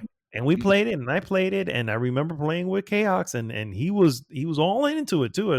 But I was just like, I don't know. I don't know. I was doubtful, and apparently, as much as he loved it, apparently so was he because he never bought it. So that says it all. You know what I'm saying? CD Projekt Red didn't do. There was no demo of Cyberpunk, so we only had their word to go on and their history that they've built that we've helped them build, by the way, to go on. Eric continues saying, everybody gets triggered so easily now. I get that it has issues, especially with the older consoles, but I stand by the idea of not buying a current gen game on a last gen hardware. Yes, Cyberpunk was announced during the Xbox One PS4 standard era, but the technology evolves throughout development. Again, see Destiny and various other games that have launched between console generations. I want to pause here again to address this portion and say, yes, you're right. Buying a cross-gen game, generally the new gen runs much better, but the prior gen doesn't crash all the time. That was not the case with Destiny. Destiny wasn't crashing all the time for people playing it on PlayStation 3. Yes, it played at a lower resolution. Yes, certain things weren't available, but it still played, and it's played well, well enough for what the prior consoles can do. And so that's my only basic retort to that. And secondly, the way it's phrased here, buying a current gen game on last gen hardware, I also have to agree with, because there is no PlayStation 5 or Xbox Series X version of this game. They don't exist. Only the prior gen versions exist. So if that alone says, hey, they should be able to at least run on the prior gen. Just saying, especially if you're gonna, note it that way. Right. Yeah. Honestly, expecting a current gen game to run on old hardware is just naive for the consumer. I have very high faith in their team to fix the issues in the coming months. Yes, there are bugs, but like I said before, I have a PlayStation Pro with an SSD and it runs fine. Again, I spent the money on new hardware to keep up with the software, and will upgrade to the PlayStation 5 once they're actually available. I don't blame you, because they're just not available. Also, people are going to different opinions on the topic, all of them being valid.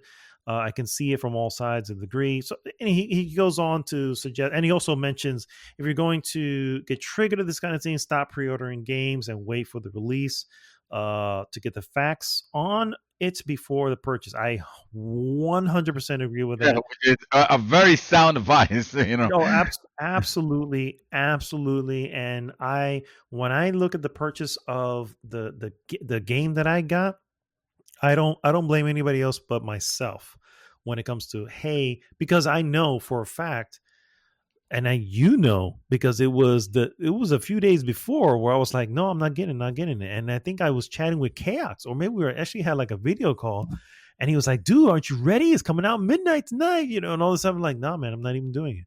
I'm not even doing it, because we haven't seen it yet. And all this talk literally had me going, fuck, I need to buy it. I need to do it.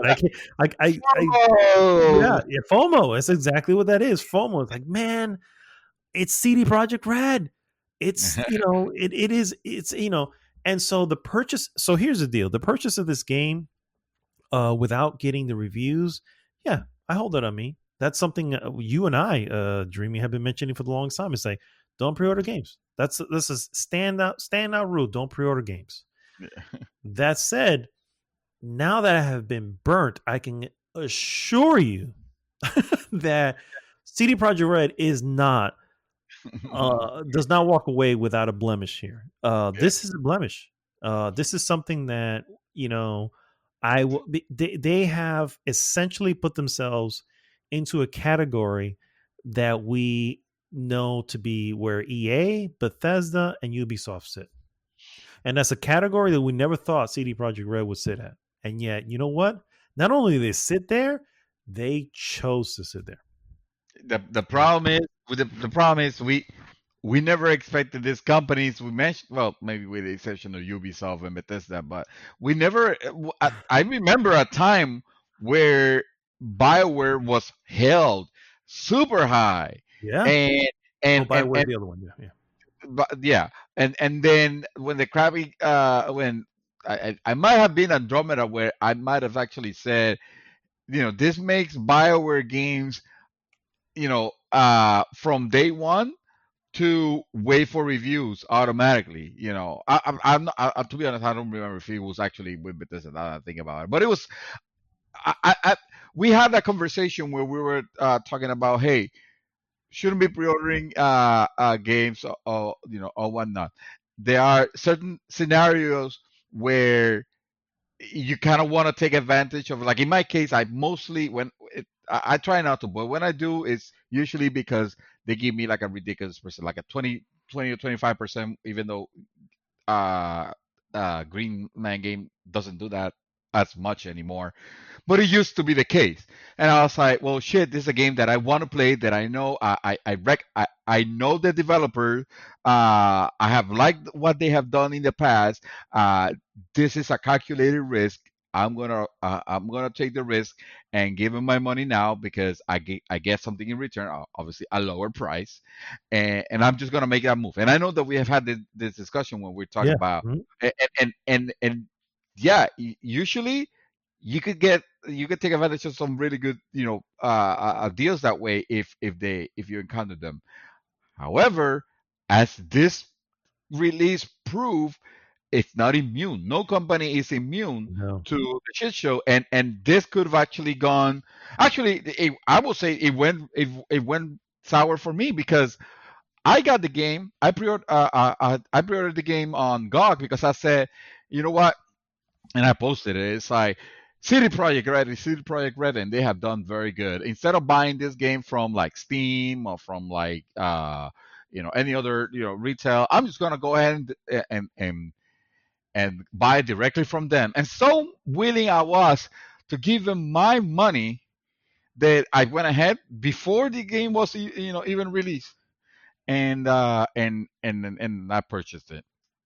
Uh, I have yet to even start it because I don't want to experience that after.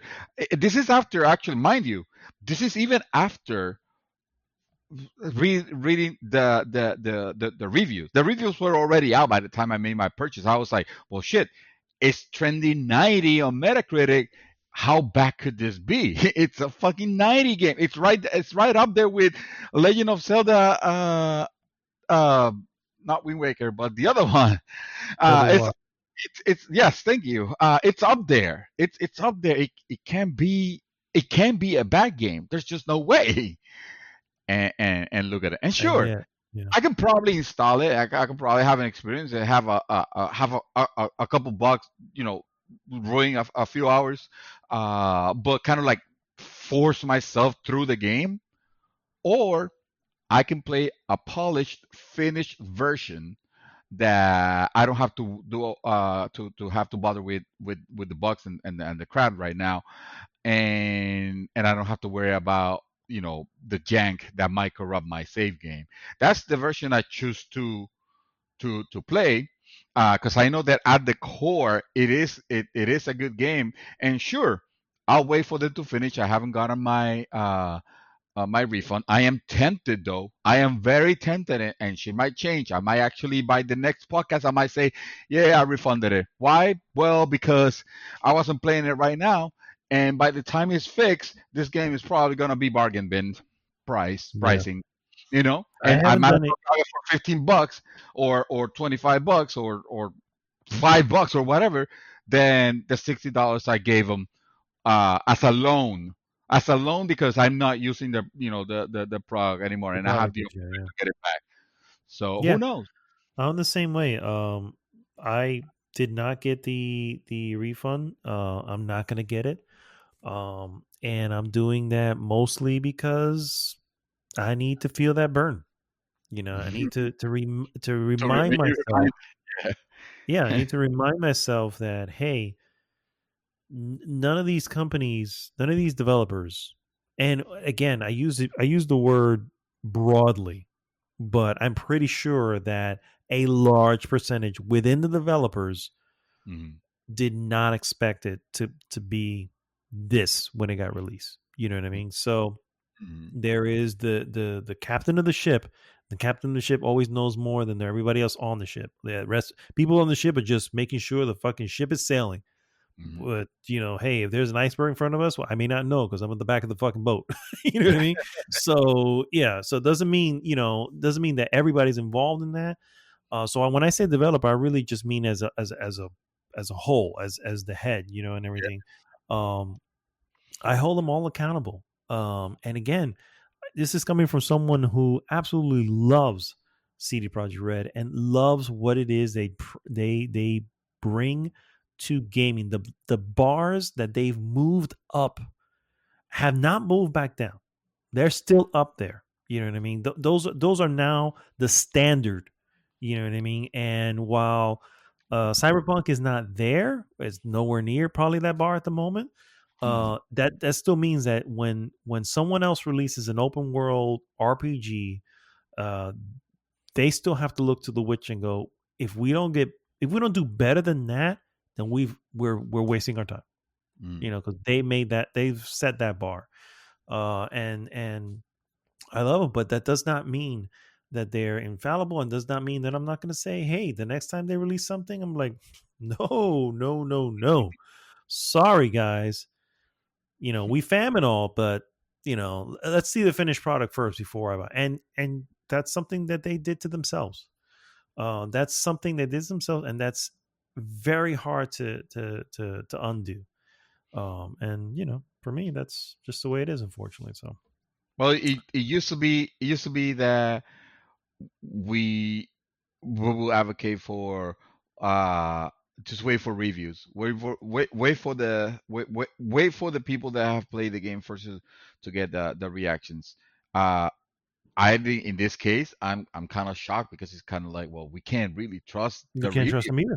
Yeah. because Mhm. they should. Yes, I mean, there's so many that I know of at least a few reviewers that I followed decided not to review the game until they actually got the version that all the versions, or some of them were like very clear on specifying as far as the PC version goes, and we're gonna have a separate review for consoles. They try to make it they try to make it clear, but I mean, Metacritic's not gonna know that at the end. Metacritic at the end is just gonna look at the score and it's gonna aggregate and give you whatever Mhm. they thought of the less broken PC version.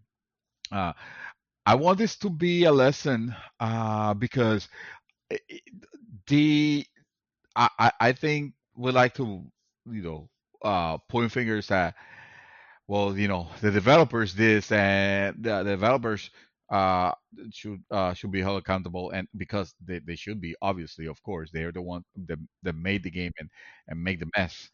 But there is there's a lesson here about gaming hype that I would like to show some light on. I think I posted a thought that I had, which was the fact that Cyberpunk 2077 is the lesson of game hype that we're not gonna learn them. We're not gonna Yeah. learn. Yeah. I don't mean it to be pessimistic. I mean it to create conscious, to create awareness of the fact that, yeah, maybe like there's no sacred cows here. Even the it, like this time it was City Project Red. You don't know. Next time could be Naughty Dog. Yeah. They're not immune. No, No, none of them are. nobody is, and until you see, the final product, you will never know. So yes, there's nothing wrong with being excited about a game. The problem is when suddenly you become an apologist just because the problem doesn't affect your particular position. Like there's a Correct. lot of people, like in my case, I could have gone and say, hey, my version runs flawless with RTX and 60 frames, and I just have a few bugs here and there, but for the most part, the game looks gorgeous. The game looks beautiful, and that's all I care. I don't mind too much the bugs or anything like that. Uh, but that's not the overall experience. That's not what makes the game great. This is the reason why we couldn't put it anywhere near on any of our listings. For next year, I would not think that this game will qualify just because. I mean, unless some sort of miracle, they super fix it. But can even first of all, can that happen in a year? And second of all, would it really matter considering the shit show how it got released? Mhm. No Man's Sky took a while for us to To earn accept that. that Yeah. that the game is now And it's there's not a yeah. situation where you can buy it. It's now in good. You know. Yeah, and there's something to be said. They've earned it because they've been working on it. What was it 3 years now? 3 years Mm. since release, and it is probably one of the best games of that particular genre that you can probably Yeah, yeah, no doubt. get. I mean, if Uh, anything, it's a trendsetter for that genre. but it's Yeah. also a cautionary tale Mhm, because any developer has to look at it and go, guys, if we fuck this up, this is the amount of time we need to devote mhm. to right that ship, right? Yeah, And how many of them are willing to do that? You know what I mean? Final Fantasy 14 did, sure. These guys did because God no, Final Fantasy 14 could probably have survived. Like Square Enix could have mhm, survived if they did not, go back and do that, and yeah, yet they still did. yeah. They didn't Uh, want to tarnish Hello, the Final the Fantasy. flagship, yeah, yeah. Hello Games didn't have that option. If they Mm, didn't do that, they were not making games ever again. Period. mm, They could make them, no one's buying them. You know, and they still did that. So, and here we are now, BioWare having to do the same shit with Anthem, and we still don't know what that's going to look like.